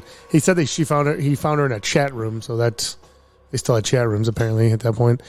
And basically he met up, he set up to meet her and all this. So the girl's boyfriend, like, I don't know what they were doing, but basically the boyfriend drove her there and was like, I'll wait for you, this and that. So he was waiting in his car the whole time.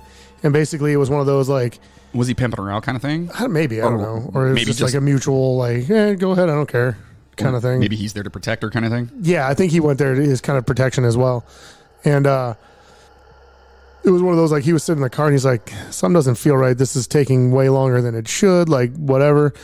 And so he got out of the car and went up and was approaching the trailer. And as he was approaching the trailer, that dude Montoya was coming out of the trailer dragging something behind him. Oh, fuck. And he was like, the boyfriend basically was just like, I instantly knew what it was. And he said, like, he yelled at Montoya. And the dude was like, he startled him. He was like, what the fuck? And they kind of looked at each other for a second. And like Montoya like dropped what he was dragging and went for a gun. And when he went for his gun, the boyfriend pulled out a gun and shot him. Holy shit. Yeah. So Montoya was immediately a potential suspect. I would say so. You think? But police have never detailed conclusive evidence tying him to the crime. Police spokesman Tanner Tixier, that's a cool name. Tanner Tixier. It might be a sh sound. Tixia? Teshier? Teshier? Tix? Huh? Yeah. Huh? Anyway, this person, Tanner, said detectives tested Montoya's living room carpet for DNA of all the victims found on the Mesa, and it came back negative. They also found nothing suspicious in his financial records around the time that the women went missing. Although Montoya's family has declined to speak with the press, some of their comments were captured in interviews recorded by police the day he was killed. His mother expressed disbelief that Montoya could have done what police accused him of. He was caught in the fucking act, lady. Like legit. And his girlfriend told them through sobs that she was supposed to be at Montoya's trailer the night Hill was killed, but she had canceled because she wasn't feeling well. Wait a minute. Why would she be there? Because she was she was his girlfriend. But then so why would he have she was supposed to go to his trailer that night, and since she didn't go, he decided to get an escort. Oh. Yeah. Ugh. Quote, he was very aggressive when he was younger, but he changed a lot, she said. Obviously. Quote, he was good to me. Oh, yeah, he seemed like he changed. Yeah. Police announced in October of 2016 they were looking for 2 escorts shown in one of the sex tapes. Quote, we need those 2 women identified. Tixier, what? Damn it, that name. Whatever. Tixier? Whatever. It's Tixier for all of you listening out there. Just call it T. T. Trixie. Trixie? Tricks? No. Tricks for There's kids. no R in there. Oh, you're right. There is an R at the end. Aha. Quote, we're trying to figure out if they are still alive. So they're actually, in 2016, they still haven't identified the two. They don't know. They're trying to find those. They don't know. I mean, they don't know if they're missing or anything like that, but they're trying to identify who they are at least. That's fucked up. Because that way, at least if they can find them, they could be like, okay, they're okay. Or if they can't find them and people are like, no, we haven't seen them for years. We don't know what happened. Like, it's possible, It's fucked up. Mm-hmm. Next remember, up, there's still 6 people that were on that Ida Lopez, her list, that were never found. oh, yeah. I wonder if it was any of them. I don't know. Oh, my God. So next up is the aforementioned Joseph Blair. Joseph Blair caught the attention of investigators. And he's a douchebag. He's just as bad as his other one. Here we go. He caught the attention of investigators almost immediately after the first remains of the West Mesa victims were unearthed. April Gillen, Blair's first wife, contacted police 7 days. Sold his ass out. Did she? Oh. She contacted police 7 days after the discovery of a bone in the West Mesa and said she thought police should look into him.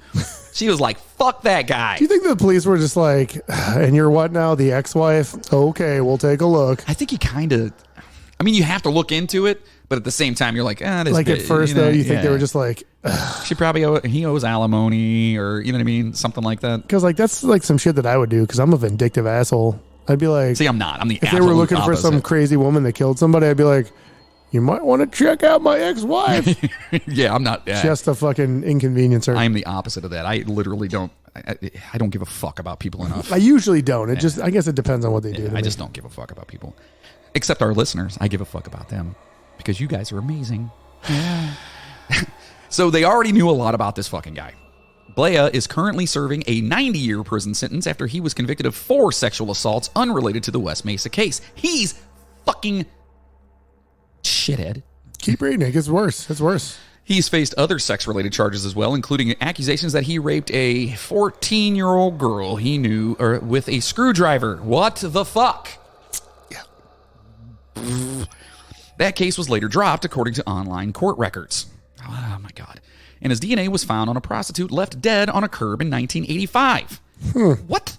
He's never been charged in connection with that crime. How? His DNA's there. Yeah, but if she was a prostitute, he could have banged her and then it could have happened afterwards. There's no proof that he killed her. Oh, my God. Police knew him even before many of those allegations surfaced. They had run across him more than 130 times. Oh, my God. Yeah. Between 1990 and 2009. Jesus. Come on, lock this fucking guy up. It's like once a month for 10 years. Yeah, lock him up. Lock him up. And many Do of those something. Yeah, and many of those encounters were along the East Central Corridor, known for prostitution and drugs, according to a search warrant affidavit. That's that war zone area. Okay. Yeah. Which were unsealed late that year or whatever. It's an area many of the victims reportedly frequented, as we discussed earlier. In one report 6 years before the West Mesa victims were missing, a woman who had been walking on Central Avenue said Blair called her over to his car and exposed himself. What the fuck? Come on, man. Maybe, I guess he thought she was a prostitute or something. Yeah. But even then, man, have some couth. Yeah. Jesus. Hey, listen, for all our male listeners out there, don't just keep it in your pants. Don't be showing your dick to people. First no of one all, wants to see that shit. Nobody wants to see it. And when they say they do, they really don't. I mean, they'll Let's ask. be honest. They'll ask for it. Yeah, I mean, first of all, we all know as men that thing hanging between your legs is ugly as shit. And if you can find a woman who wants it, yours maybe. I mean, what, you have a pretty one? Absolutely. Does it have a beard? It's wonderful. Mine has a mustache. It has a mustache. It has a little mustache. It talks to me. That's how it's time. I'm sure they care about this. Anyway, right keep now. it in your fucking pants. Yeah, Anyway. seriously. Yeah. Police found rope and electrical tape on his passenger seat. Yikes. In the weeks after the victim's remains were found, detectives with APD's Repeat Offender Project tailed Blair for 4 days as he appeared to stalk prostitutes on the stroll. Dickhead. Quote, on 2 separate occasions, Mr. Blair drove Central Avenue from the west part of Albuquerque to the east part of Albuquerque. The detective wrote in the warrant, quote, he slowed and circled the block in areas where prostitutes were working. He did not approach any prostitutes, but appeared to be closely watching them. Stalker. Yeah. Fucking creep. Stalking the shit out of him. Yep, fucking creep. When detectives interviewed a prostitute who knew him, she said he took her to his house and tried to tie her up. She said she didn't let him. Good girl. Fuck yeah, dude. Fucking fight back. She'd probably be dead. Fight back. Listen, and for all the ladies out there, if some asshole does come up and pull his shit out, kick the shit out of that motherfucker. Kick him right in the ding-ding. Yeah. Bing! You know what I mean? Yeah. Absolutely. So what? I'm sorry. When detectives interviewed a prostitute who knew him, she said he took her to his house. Oh, tied her up. I said it. Okay. Yeah, you did. I did. Sorry. About 8 months after the West Mesa murder investigation began, detectives searched Blaia's home and collected women's jewelry and women's underwear. Man, fucking creep, man. His wife, Cheryl Blair. How can you be married if you're such a fucking creep? I mean, a lot of people don't know you know what I mean? Like, how many wives don't realize that their husbands killed all these people? Like, Yeah, that's true. You don't know, man. You don't know what they're doing 24 hours a day. Yeah. Well, anyway, Cheryl Blair told police he enjoyed wearing women's underwear when having sex. Okay. Who doesn't? Yeah, I mean, right. Whatever. My wife does have some sexy underwear. I'm just saying. I could. Yeah? I could. I haven't yet, but who knows, man? All I'm saying is nothing's off the table, right? McAllen's getting too... Anyway. There you have it, folks. 100 episodes in, we figure it all out. And I'm just saying I'm not against it. If she's into it, maybe, you know what I mean? Like, whatever. I'm going to talk to her about this afterwards. Right, that's fine. Please don't do that. She said she had on occasion found jewelry that did not belong to her or her daughter in the home. And she said her daughter had found women's underwear hidden in their shed. So he's got a kid too. This guy's just a fucking creep. In a 2015 interview with the Albuquerque Journal, Robert Cloven, the father of victim Virginia Cloven, said some families had noticed the women's jewelry was missing. Yeah, it's kind of putting it all together there. It could be. Detective Mark Mannery, who is the only investigator on the West Mesa case full-time. They only had one guy full-time. No. Now, currently. Oh, okay. They had a shitload at that point. So he's just kind of like cold casing it right now. Yeah, since it's technically still an open case, it's not they never closed the case. They have to have somebody at least working on it. So this dude is the one guy that now is... Fuck, all that shit's on your back, dude. Yeah. Fuck. Yeah. Well, anyway, he won't say if the jewelry or underwear found at the Blaia's house matched any of the victim's DNA. See, so that's what I'm saying. Like, they're not saying, but I feel like if it did, then this guy would be... They'd probably come out They would with have it. tried him or something, at least tried to get an injunction on him or something, you know? Unless it's one of those things that, like, okay, if you can... I feel like when it comes to something like this and as large as this is, it needs to be a 100% fucking slam dunk. Because he'd be surprised. Because if you fuck up even a little bit, people get convicted on less shit than that. Yeah, I guess, but I don't know. It just feels like it's a super big case, you know. If this dude had DNA, had jewelry and clothes that had murder victims' DNA on it, plus all of his other previous bullshit, like, I feel like they'd get a conviction pretty goddamn easily. Yeah, you're probably right. So, quote, due to this being an ongoing criminal investigation, this question cannot be answered at this time, he said in an email in January 2016. Blair also reportedly discussed the West Mesa case with others. Oh, shit. When detectives interviewed a former cellmate, he said Blair told him he knew the victims. He said he had paid them for sex acts. Quote, Mr. Blair spoke poorly about other identified victims, calling them trashy. What a fucking dickhead. Officers said cellmate Monroe Elderts told them. Blair told Elderts he hit one of the victims when she tried to take his money. Most of the evidence detectives present in the search warrant is circumstantial, but there's one piece of physical evidence they believe may tie him to the crime. This is crazy. Officers digging up the bones found a plant tag for a spearmint juniper, which is a tree, right? Yeah, like a bush. A shrub. Bring him a shrubbery. Next to Virginia Cloven's remains. Drinking. Yeah, it was. I don't know if I know that.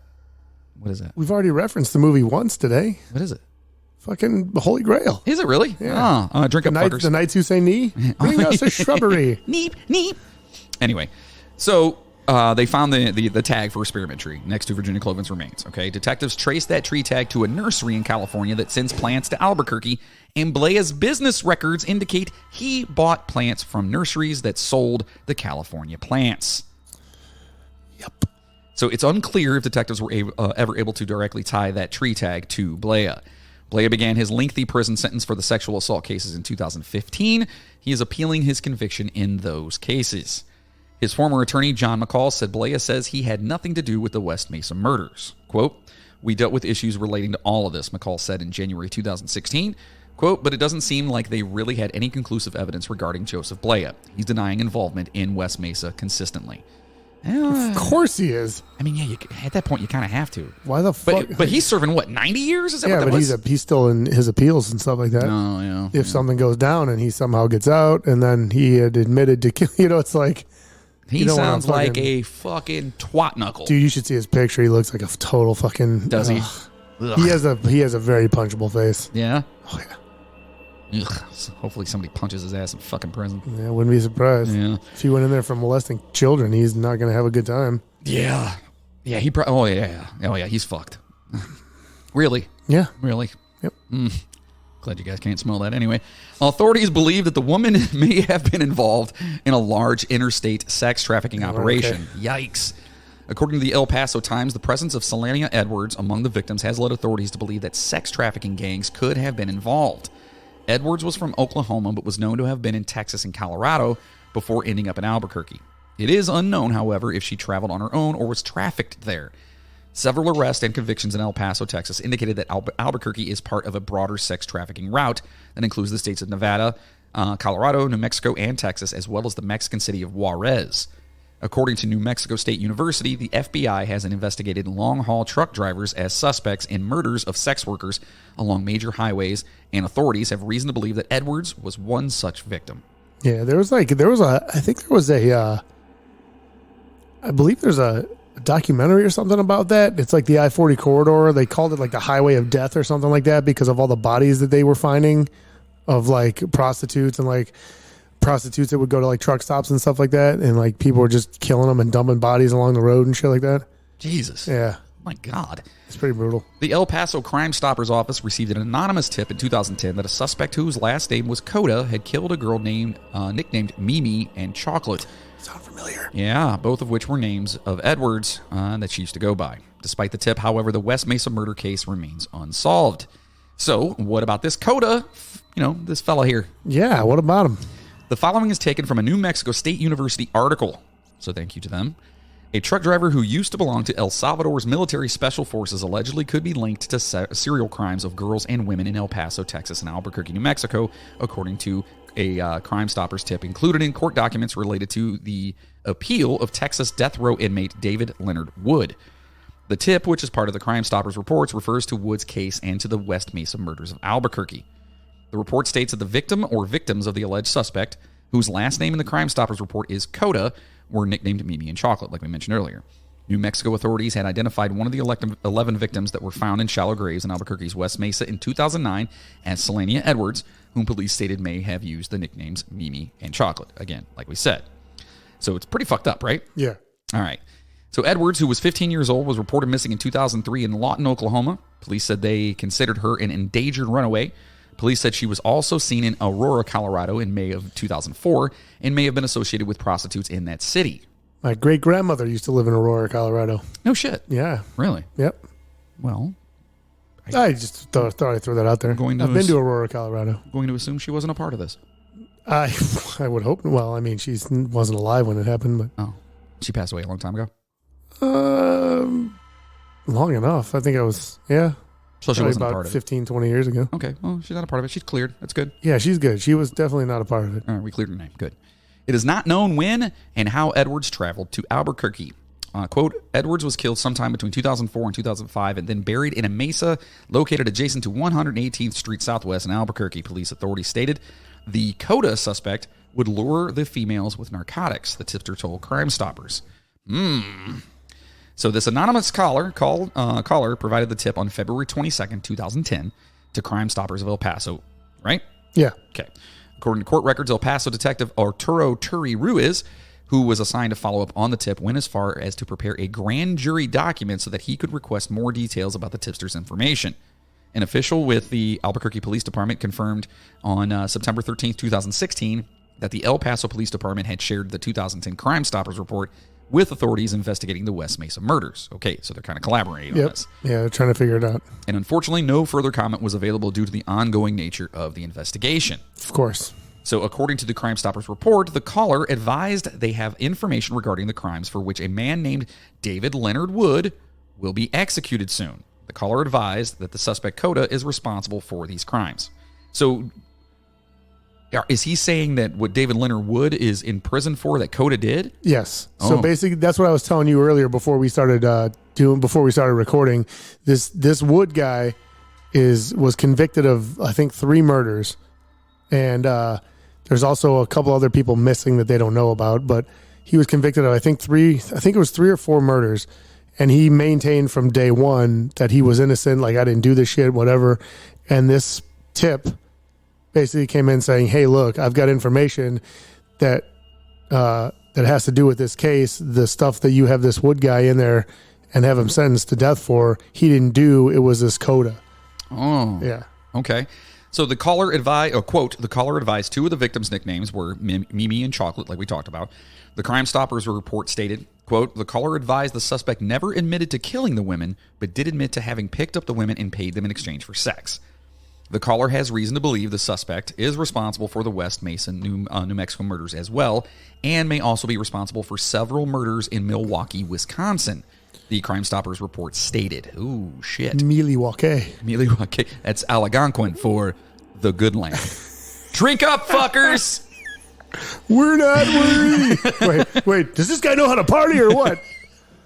The tipster claimed that the suspect had been a member of El Salvador's military special forces. The tipster further alleged that the suspect is, quote, very violent and, quote, exhibits a very strong hate towards women. I should say so. Jesus. The tipster told Crime Stoppers that Coda allegedly once boasted that, quote, you will see me all over the news one day. Ooh. The suspect, the tipster alleged, used to be involved in drug trafficking and had a relative that was arrested on drug charges in California. The tipster alleged that the suspect's name was El Tigre, which is the tiger. That's the one that got arrested in California. I'd say like his relative or whatever. Okay. Was between 55 and 56 years old, and this is in 2010, had a thin build, reddish hair, and drove a light burgundy-colored van. Of course he did. Jesus.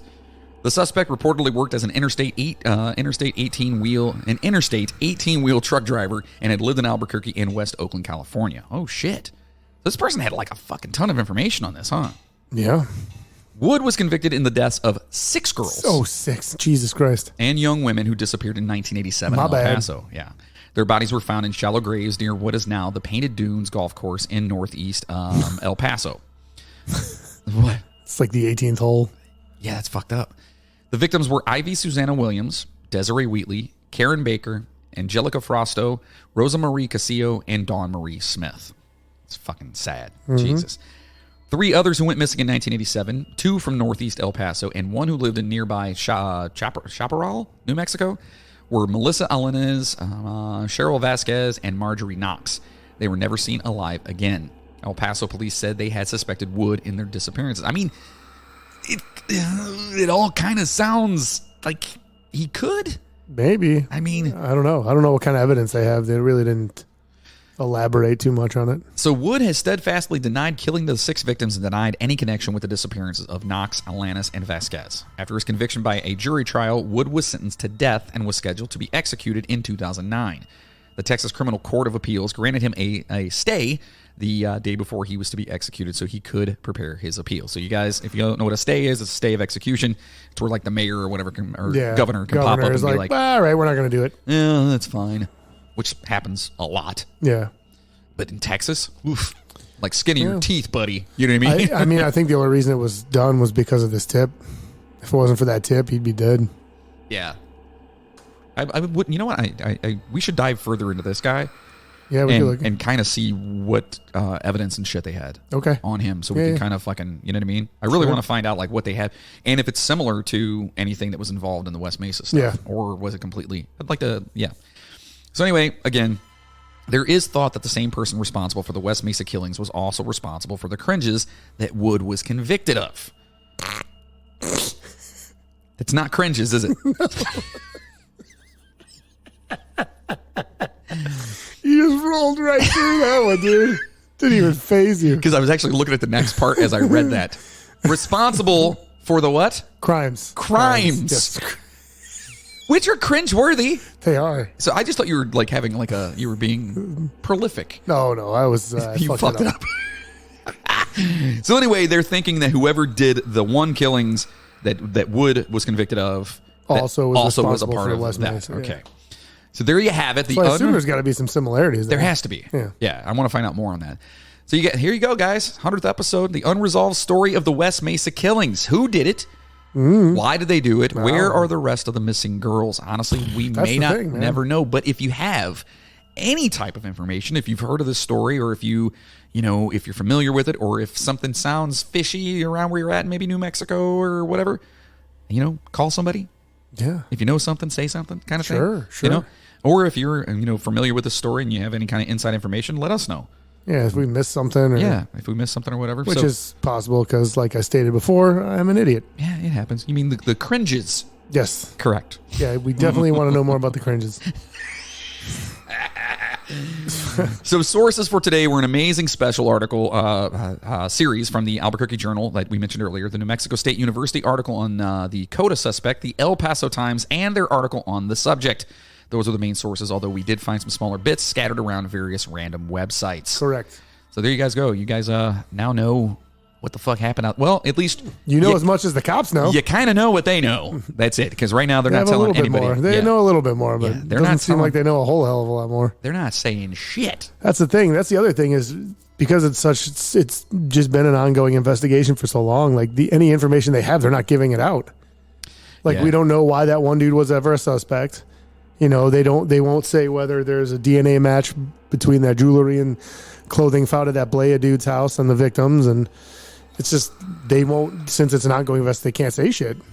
Yeah, it's fucking crazy. So, God, I wish to God we just knew like what they had. Yeah, it'd be. You know what I mean? I almost feel like that might help. You know what I mean? Like if they would, like if they know how they were killed, and if the public knew, yeah, because I think it'd be like, I feel like there might be something out there that like might jog somebody. Just be like, oh shit, yeah, that could be. That sounds like somebody I know might. You know what I mean? Absolutely, just like something stupid like that. But it's fucking crazy. I don't know, man. Anyway, so there you go. It's the West Mesa murders, and hopefully we did it justice, and hopefully they find some resolve in that, because that's very, very fucking sad that these women lost their lives. So I did find an article I was reading as I was going through everything. It was like, this was in like 2018. They found more bones somewhere not too far away from the original site.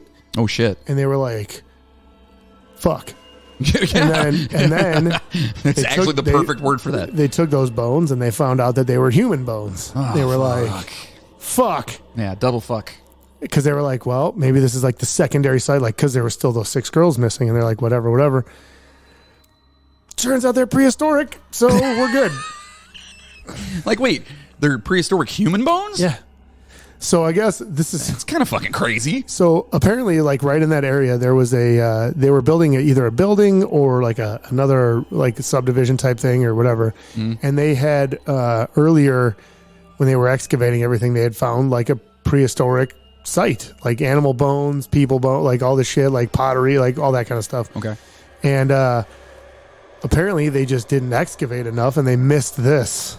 This was like right in that same area, and they missed this in the original excavation. Could you imagine how everyone's butthole was just puckered up on that? Like, oh shit, we missed this one. Yeah. Oh, there's more. There's more. Yeah, they were like, fuck, there's going to be more of these, and now we found the other state. Like it's. And then the forensic guy who's back in the back. Yeah, this dude's like 60 million years old, man. He's like, yeah, I think you guys are okay. Timelines don't match up. Yeah, this guy. Yeah, he rode dinosaurs. No, it's not him. Yeah, nobody rode dinosaurs, did they? Or did they? Ooh. So listen, this is a pretty rough one. I need a palate cleanser. I'm sure you guys too. So that means it's time for my favorite part of the show. Always, it's the movies. And now, boys and girls, it's your favorite part of the show, the movie review. Which top 10 movies will make the cut today? That's right. We're talking about the movies. You guys know how we do it. We love our movies. We love movies in general. We got a freaking drinking game based on movies. It's true. We do. You know what I mean? Which we can't take credit for that. That was definitely given to us by one of you beautiful people out there. Yeah. Yeah. So thank you for that. We greatly appreciate it. So anyway, we're going to be talking about the top horror movies filmed. Yeah, I really couldn't find a list of ones that took place in New Mexico, so I just went with filmed All right. in New Mexico. Well, this is it's 14. It's top 14. Let's 10. just do 14. Okay, all right? We'll go do it. Because some of these are going to be good, right? So number 14 on the list is 1971's The Andromeda Strain. Not entirely horror, but it still has plenty of horrific elements. It's a good movie. The Andromeda Strain is a film that will never get out of my head. This is what the guy says. It's a good movie. Hold on. because it's our 100th episode, especially the ending, which I won't spoil. It's a classic film based on a Michael Crichton novel. And if you haven't, that's Crichton. If you haven't read it, fuck you, Modi. Crichton, Michael Crichton. It's Crichton if you're close to him. Are you close to him? Shut up. This Contagion film takes place I'm not taking your shit today. takes place in New Mexico.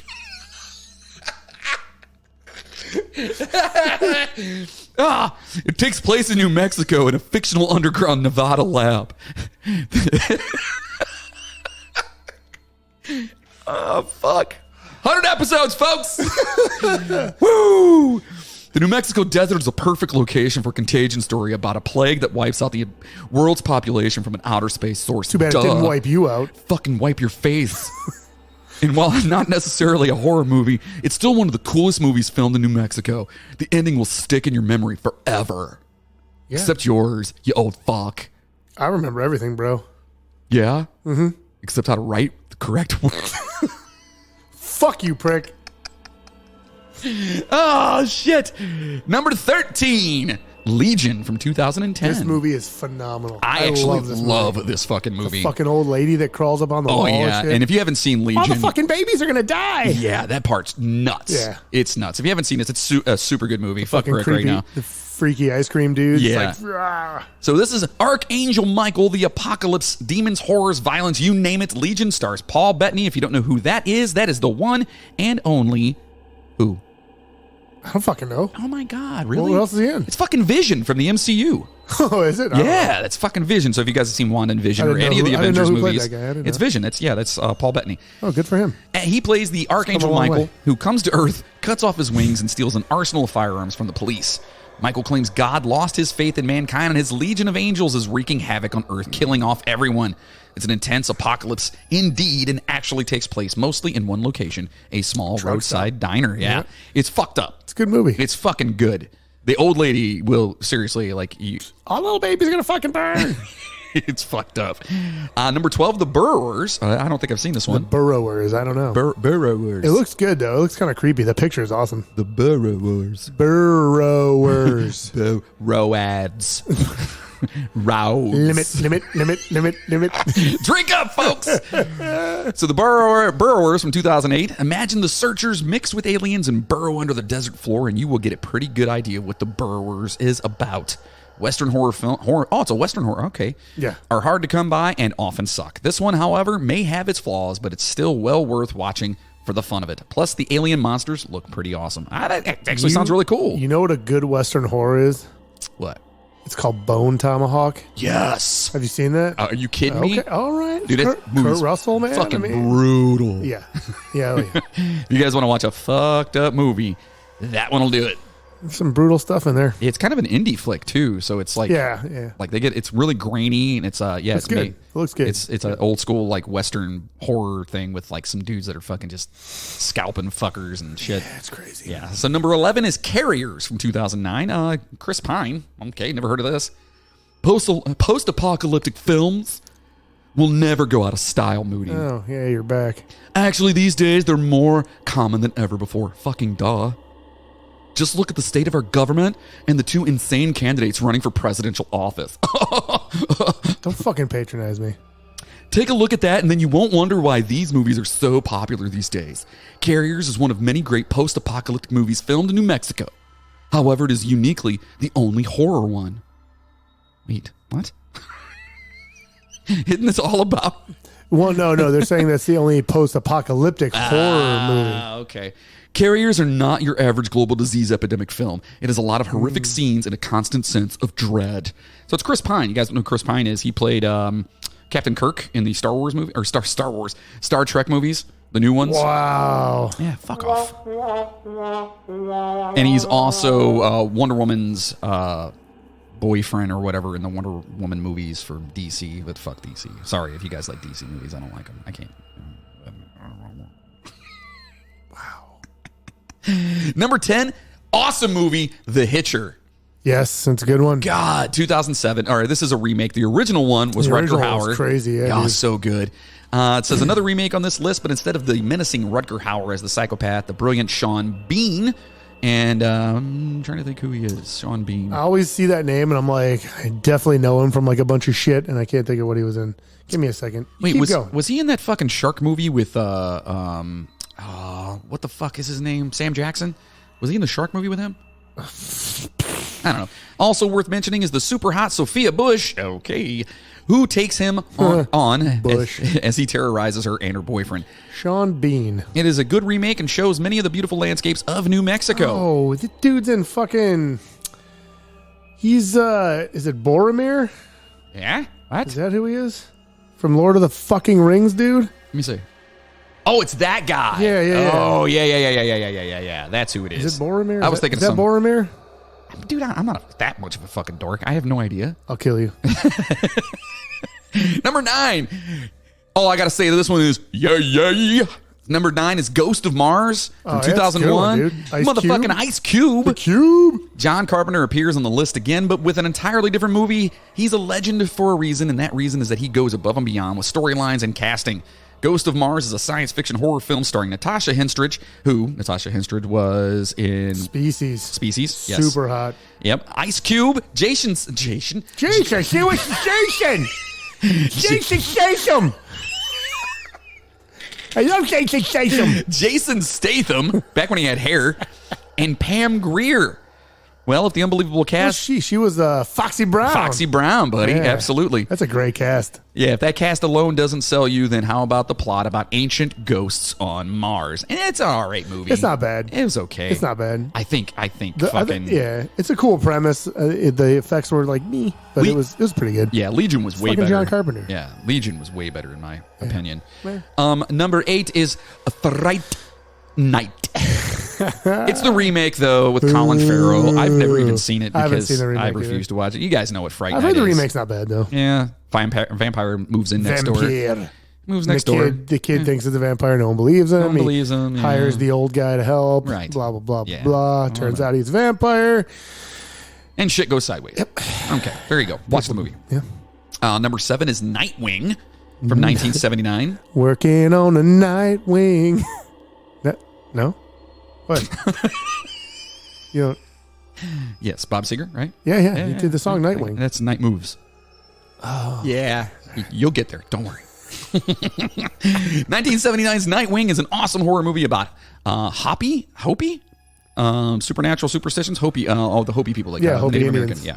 And modern science. The Hopi lead character isn't sure if the strange deaths of plague are coming from something natural or something supernatural, but one thing is for sure, the bats own the night. So it's 1979, Nightwing, which, nerd time. Working on a Nightwing. That's not how the song goes. Nope. Nope. No? Number 6, Odd Thomas. Oh, it's a good fucking movie. It's pretty cool. I actually like this one a lot. Yeah.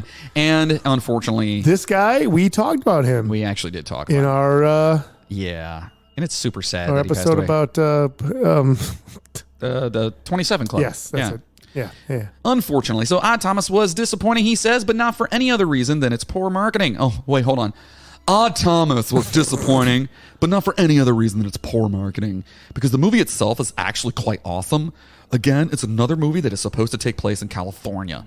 In this case, it's a small desert town. However, it is more than obvious that no city can be as beautiful as Santa Fe, fuckers, which is where a lot of these movies actually were filmed. It's well worth watching for those who like a lot of the supernatural and a bit of comedy. Okay. Yeah. I don't Thanks, know. Prick. Yeah, that was a pretty good review, Prick. Yeah. I don't know. This is actually a really good movie. I liked it. I like it. Fucking for the I life watched of it me. with our kids. Kids watched it with us. It's not bad. Oh, really? You watched it with your kids? It's not that bad. Like, they were cool with it. I mean, I thought it was a cool movie. It's nothing like really brutal or anything. Yeah, I'm trying to find his the kid's name that passed away. Oh, Anton Yelchin. Who was also in Star Trek. I almost did it.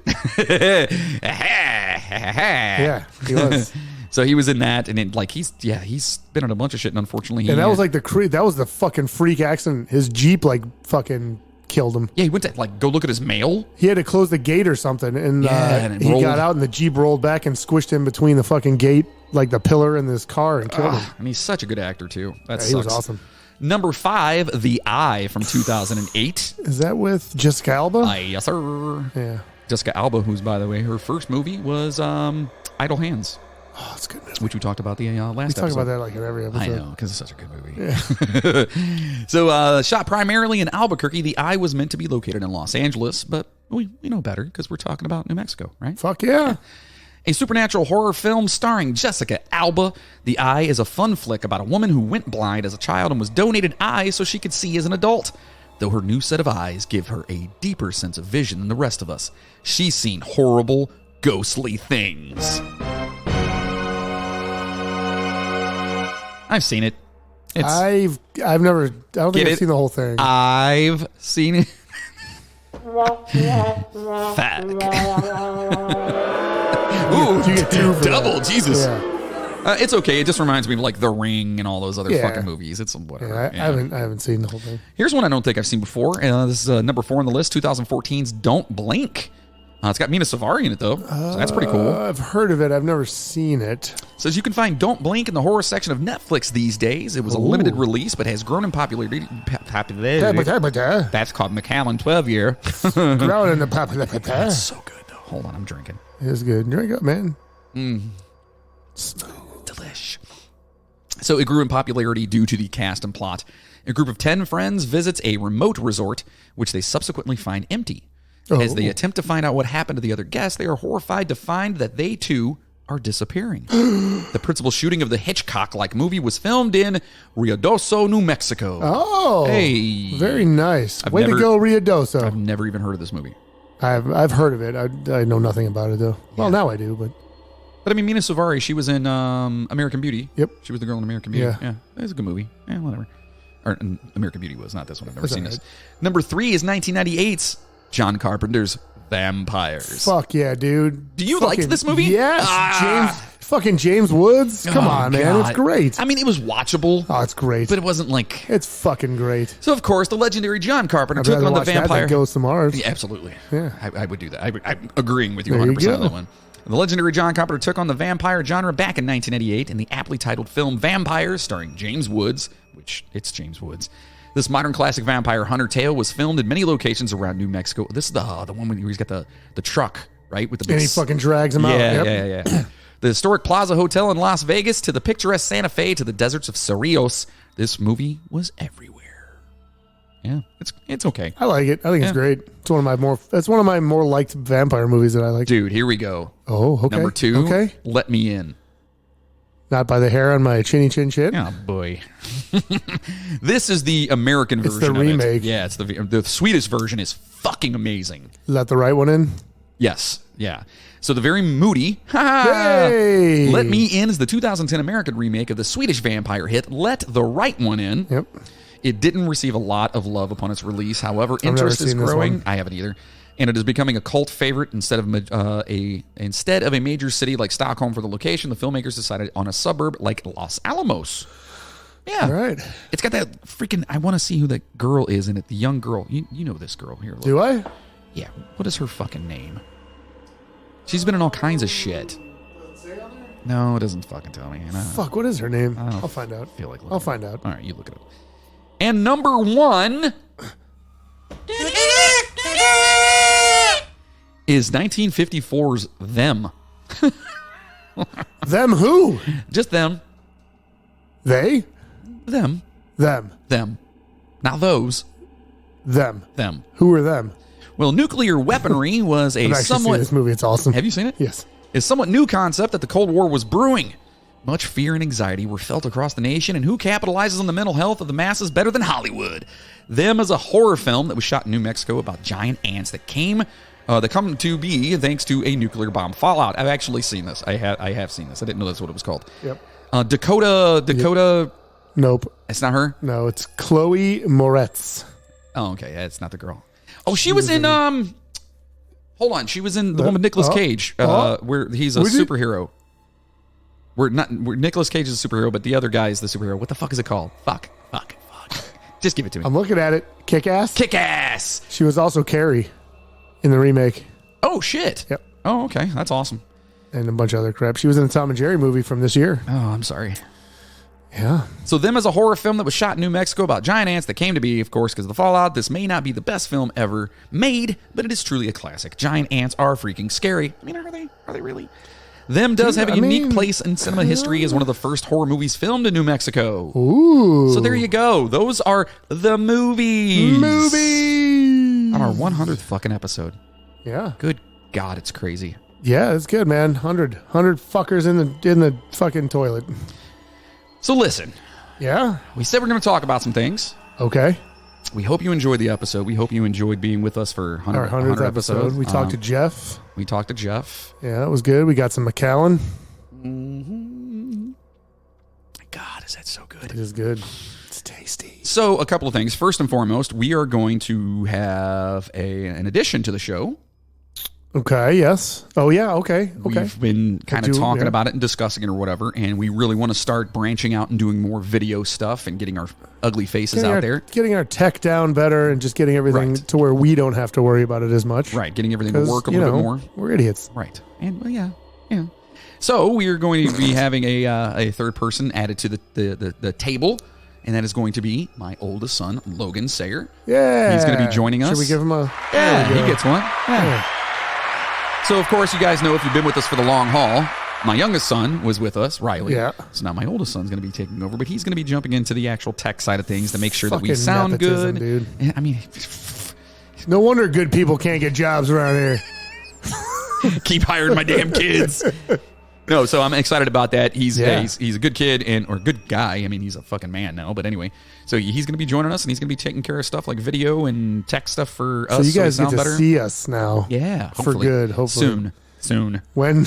We've been saying it for 100 fucking episodes, and you've seen us a couple of times. Yeah, we've done a few things. Yeah. And every time we get it going, something happens. something and it always fucks fucking happens. Yeah. It's because I'm a fucking human EMP. Yeah. But yeah, I am. So anyway, that's going to be happening. And then Moody and I have been talking, and we've been wanting to do something that I'm actually pretty excited about. And if you are a bonus Patreon listener and one of our beautiful producers, then you guys know that, we do something on the side called The Day the Music Died. Correct. Well, we believe that The Day the Music Died needs to be its own fucking podcast. So we're going to start working on that, and we're going to be releasing episodes coming soon. I'm not going to give a specific date yet because I don't want to fail, and then you guys be like, what the fuck? Where is it? I think we're going to go back and rework some of the ones we've done already. Correct. And start putting those out. Right. And then we have some new ones in the works. Right. We've had a lot of response from them. People really seem to enjoy them a lot. Moody and I are both huge music fans and just music lovers, and diving into it. And if you're not familiar with it because you're not a Patreon, producer or whatever, the Day the Music Died series, basically just, honestly, it focuses on one specific musician who passed away way too early that had a significant impact. Yeah. The next one I was working on is going to be awesome. So it'll be, if I can get it finished, it'll be the first new Day the Music Died. Awesome. I look forward to it. So now we do have there's quite a few on there. So if you are a producer or whatever, then you've probably heard those. And we did release one to kind of tease everybody. The very first one. It was the shortest one, and it was whatever. I definitely want to go back and redo that one. Right. I want to redo all of them because I feel like I want to give it its just desserts. It's just and that due. way we can both be right, and we can do it together. And it's going to be a little bit different. We're probably going to clean it up a little bit so we're not just a little bit. Just a little bit. Just so we're not fuckity fuck all over the fucking place. Even though you guys have come to love that apparently, and like that right there. Yeah. Moody has already. Let's see, yawned, farted, and burped on our 100th episode. I've been yawning the whole time because your delivery is terrible. Fuck you. So anyway, The Day the Music Died is going to be its own podcast series. Yeah, we're going to start a new podcast. Yeah. And as soon as it drops, we'll let you guys know where to find it. And, it'll be up on our website as well. So you're going to be on the lookout for that. You know what I mean? So it's going to be awesome. Yeah. Right? So passengers, listen, we hope you enjoyed your ride with us on West Mesa Murders. It was a fucking horrific story, but hopefully they'll find some closure. Man. Hopefully one day they'll figure it out. Yeah. Join us next week, right here. Here? Right here. Right here. Right here? Same time, same place. Same bad time, same bad place. Why is it always bad with you? Because we're awful. Wow. You're so negative. I am. Why? Because I have very low self-esteem. You need another drinking drink. I do. I'm gonna get some because more. We got to do a bonus episode too. Yeah. Get it. Oh, wait, do it again. Hold on. You couldn't hear me because I was talking. I know. There it is. So next week, first and foremost, I'm going to try my ass off to get that. Oh, yeah. You looked at me like, you want some more? Fuck yeah, I do. All right, thank you. But we're going to try my ass off to get that interview with Andy from out in Joplin to discuss what happened during the the whole thing, tornado and all that. So I want to kind of get that going, and hopefully we'll make that its own separate little entity or whatever. It's going to be good. And I'm thinking for next week. Yeah, let me hear what you got, man. You know what? We've had some new listeners all across the world. All right. Okay. We keep getting more and more. We were number 1 in Hong Kong last week. We're still up there at number 6. Yeah, like which is great. So the way the ratings go and stuff is it kind of goes on a weekly basis. So when people first hear something, they'll listen to it, and immediately you get pushed up the ranks. And then as people have already listened to it, you kind of decline. So that's how it goes. So it goes by how many. Basically, what we look at is a daily thing. It's twice a day. At like in the afternoon and like early in the morning, like midnight and like noon or something like that. Right. So it's a daily ranking basically of downloads and listens that you had in that time frame. So we apparently had a shitload in Hong Kong at one point. So Hong Kong, we love you guys. Yeah, and thank you so dude. much for listening, and thank you for just helping us out in the ratings and everything else, because it means a lot. I would love to go over to Hong Kong. We're still in Canada. We're still on Great Britain, Australia, New Zealand. We're up high on New Zealand again. Yeah, and we're actually doing well in Sweden. Sweden, we've been doing great in Sweden. So speaking of Sweden, I feel like it's time for a trip. Yeah? I feel like it's time to visit creepy Sweden. All right, dude. So next week, join us here when we take the train all the way over to Sweden, and I hear it's beautiful over there. Fuck yeah, man. I've never been. I've never actually been outside of the United States other than the Bahamas one time. But I've been to 49 of the 50 states. I have. So which one haven't you been to? Alaska. I just got to fucking get up there and chalk I think off. I've been to like 46 or something like that. That's the luxury of being on tour, folks. Yeah. Isn't that like we were freaking vacationing? No. Yeah. So anyway, creepy Sweden. We're gonna go and jump across and take the train and put some wings on it. Creepy episodes, dude. These are great because we learn a lot about country. We learn a lot about places too. Which is awesome. You learn learn a lot about the history, the folklore, the people. They're cool, man. I love doing them. Yeah. So creepy Sweden's coming up next week. So make sure you guys are here. You're listening. It drops on Monday. Oh no, we did Canada. We did creepy Canada. We did Australia. We did Australia as well. Yeah, which was fun. That was great. Yeah, Australia was that was a super good one. So make sure also to stop. Super good. Super good with Shazam. Oh my God. 100 episodes. So make sure to stop over to our official website. That's themidnighttrainpodcast.com. At our website, you can buy some super sweet merchandise. Super sweet. And at the store. And the Ed Vane shirt is coming. Oh, God damn it. I'm working on it, but I want to make it really good. So I'm working on it. But you can also find all kinds of cool shit over there. And grab some gear, support the show, show us that you're actually caring about us and whatnot. Do we got like stickers and stuff up there? I know there's so much shit up there right now. Stickers are coming soon because our producers are getting the hashtag safe from Moody stickers. So those are coming. Yeah, you guys are going to need those. If you want your sticker, your hashtag safe from Moody sticker, because he's going to snap one day. I'm just telling you right now. Right. You're going to need him. He's going to snap one day, and you're going to need the sticker. Like I said, I'm going to get it tattooed in the back of my neck, just so I'm always safe. It might not help you, though. Yeah, it's not going to help. Anyway, you can also get a Don't Be a DeSalvo shirt or the Switchblade Wielding Jersey Raccoon t-shirt and so much more. Don't be a DeSalvo. The DeSalvo shirt's freaking amazing. And listeners keep asking how they can help keep the steam in our engines. Well, if you like what you hear from us, and hopefully you do, consider being a producer of the show by heading over to themidnighttrainpodcast.com and clicking on the Patreon button, or head to www.patreon.com/The Midnight Train Podcast. For as little as $5 a month, you can get all kinds of shit, and there's different tiers on there. The $5 one means you get the bonuses. Right. And the bonuses are fun. There is a $1 tier. There is a one. But you don't get the bonuses. Yeah, the $1 one basically says, hey, guys, we like what you do.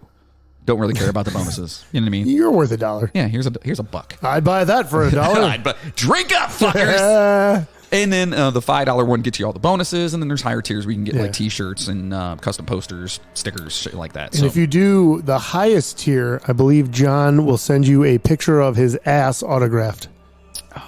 I can do that. Yeah. Yeah, I can do that. Sign up for the highest tier. I'll talk. Dude, I have no fucking shame whatsoever. Listen. If you can make out the signature and all the hair. Yeah, it's not that bad, I promise. But listen, this shit that we do, it costs money to do. It's not cheap.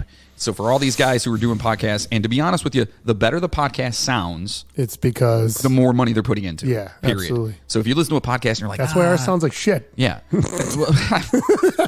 I kid. I don't think we sound like shit. Which, by the way, I think ours sounds better than a lot of big ones. I do as well. In fact, I was listening to a podcast that we both listen to, who recently just did a live thing this weekend, and I didn't get a chance to check it out. I didn't either, unfortunately. It was about Suge Knight. Is that what you're talking about? Yeah, it was about Suge Knight, and I fucking love him. I love him to death. I would love to someday even just meet those guys. Yeah. So anyway, I started off newer. And you went from new to old? Went to old, and all of a sudden... Hearing that fucking progression? And so they went from, being in a studio to being in like... an apartment. Like an apartment. And then like a closet, yeah. Instantly you can hear the difference. I'm like, oh, shit. Oh, yeah, man. Yeah, so it's crazy. So yeah, anything that you guys can do, it really does show us that you actually give a shit, and it does help us out, I promise. Appreciate it. Everything that we get from everybody goes directly into the show. It does. Yeah, so... Don't worry, I didn't spend it on the McAllen. So listen, if you're a diehard Midnight Train fan and you want to help produce this motherfucker, our Patreon is for you, and we will fucking be forever in your debt, and we will talk about you at the end of the show, and we'll just say how amazing of a person you are. So even if you're not, we'll say it. Yeah. You know what I mean? Like, but if something happens, we're denying everything. It's a boost of the ego, though. You know what I mean? It really is. You know what I mean? Because you're boosting ours. It's true. We're going to return. It's like a reach around. You know what I mean? Yeah, absolutely. Yeah, it's best of both worlds. And for those of you that would rather leave a one-time donation, you got commitment issues, you're like, $5 a month, whatever. You can head over to PayPal and use the email address, themidnighttrainpodcast@gmail.com. Instead of $5 a month, you can just drop us like $500. Yeah, fuck it, right? Dude, someone gives us $500, I will, I don't even know what the fuck I would do. I would fucking fall over dead. Signed picture of your penis. No, they don't want to see that. Remember, they're ugly. We talked about that. That's right. Yeah, we talked about that. Well, yours is. So make sure you like, subscribe, and rate us on your favorite podcast platform, and most importantly, share the Midnight Train to everyone. It takes only a couple of minutes, and word of mouth is how we're going to get more passengers on this train and continue to bring you weekly episodes. And now listen, we know this has kind of been a little bit longer of an episode. Yeah, we're... It's been fun, though. Yeah, it's 100 episodes. Super fun. It's our 100th episode. It's a big deal to me, man. Went off on some tangents. Yeah, it really is. And the biggest deal to me, and I'm just speaking from my heart right now, and maybe a little McAllen in me, but is you people that are listening right now, like all of you listeners, you have no idea the interaction we get online. Like, I've been in bands pretty much my whole fucking life. You know what I mean? Yeah. Been on tour, put out music, I've been signed to record labels, like big record labels, like all this fucking shit. And you guys really... Oh, good for you! I kind of knew that was coming. I saw you reaching for something. I didn't know what it was. But you guys out there, our passengers, like, yeah, there's just something, there's more of a connection there. Absolutely. And it seems way more, and dare I say intimate, because that sounds creepy. And sure, make it dirty. But you know what I'm saying? Like, you guys listening right now. Less? No, of course not. You guys listening and sharing it with people, and I see it all the time. It's huge. It's fucking huge. And you will never know how much it means to me personally, let alone like Moody or whatever. But personally, you have no idea how much it means to me. So thank you very much. It's 100 fucking episodes, and I can't wait for another 100 fucking more, and then more, and then more. And then we can buy mansions. Hopefully. And then we can freaking, because first, if you get the khakis... No, wait, you get the jobs. You get the jobs, then you get the khakis, then you get the girls. The chicks. Yeah, there it is. Drink up, fuckers. So anyway, thank you guys so much for listening. Tomorrow, we got to stop playing games.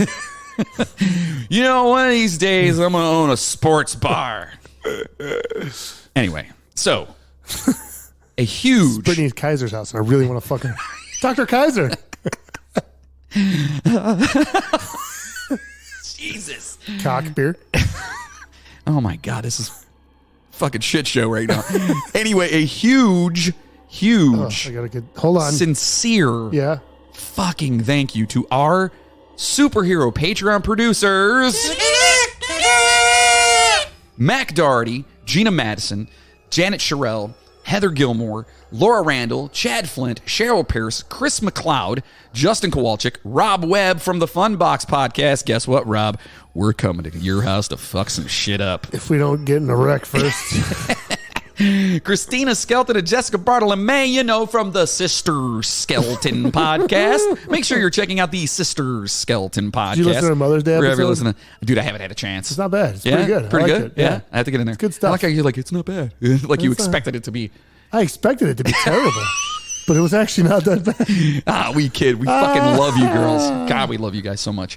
To Maria Gibbs, Chainsaw. What the fuck? Who actually showed up at the bar yesterday and said hello, and he told me to tell Sorry to you. hear that. He told me to tell you that he's not 100 years old. He's 150. There was something else he told me, and then the last thing he said was, to you, fuck you. That sounds about right. To Jigsaw, Craig Spurlock, Rick Resler, Courtney Batchelor, Katie Brabenek, and our boy Bill Birch. Thank you guys so fucking much. Dude, I heard some new names on there, huh? Yeah, we're getting there, man. All right. We're moving on up to the east side. Yeah. You like that?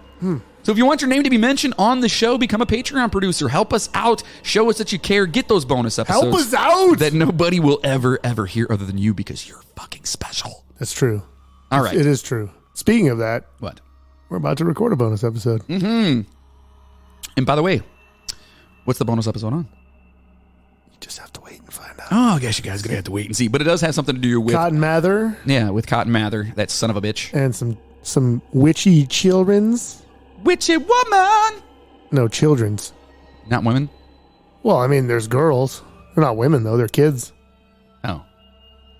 Make it weird. I didn't make it weird. I'm just saying. So we'll see you over on the bonuses. So make sure you guys are signing up so If you can you're listen to that. cool. Yeah, it's where the cool All kids the are. cool kids hang The out cool over kids there. hang out there for sure. So again, thank you so much. 100 episodes. You guys are the reason we do this shit. Thank you so much. Stay safe out there, passengers. Yeah. And as always, choo choo, motherfuckers! Now go home and get your fucking shine box. Your eyes fall in and your hair falls out. Your brain turns into maggot pie. Your liver starts to liquefy. And for the living all is well as you sink further into hell. And the flames rise up to drag you down into the fire where you will drown. Your skin melts off as you descend, and Satan tears you limb from limb. Your suffering will never end, and the worms crawl in, the worms crawl out. They'll eat your guts and then shit them out. And when your bones begin to rot, the worms remain, but you do not. So don't ever laugh as a hearse goes by, for someday you'll be the one to die. And when death brings his cold despair, ask yourself, will anyone care?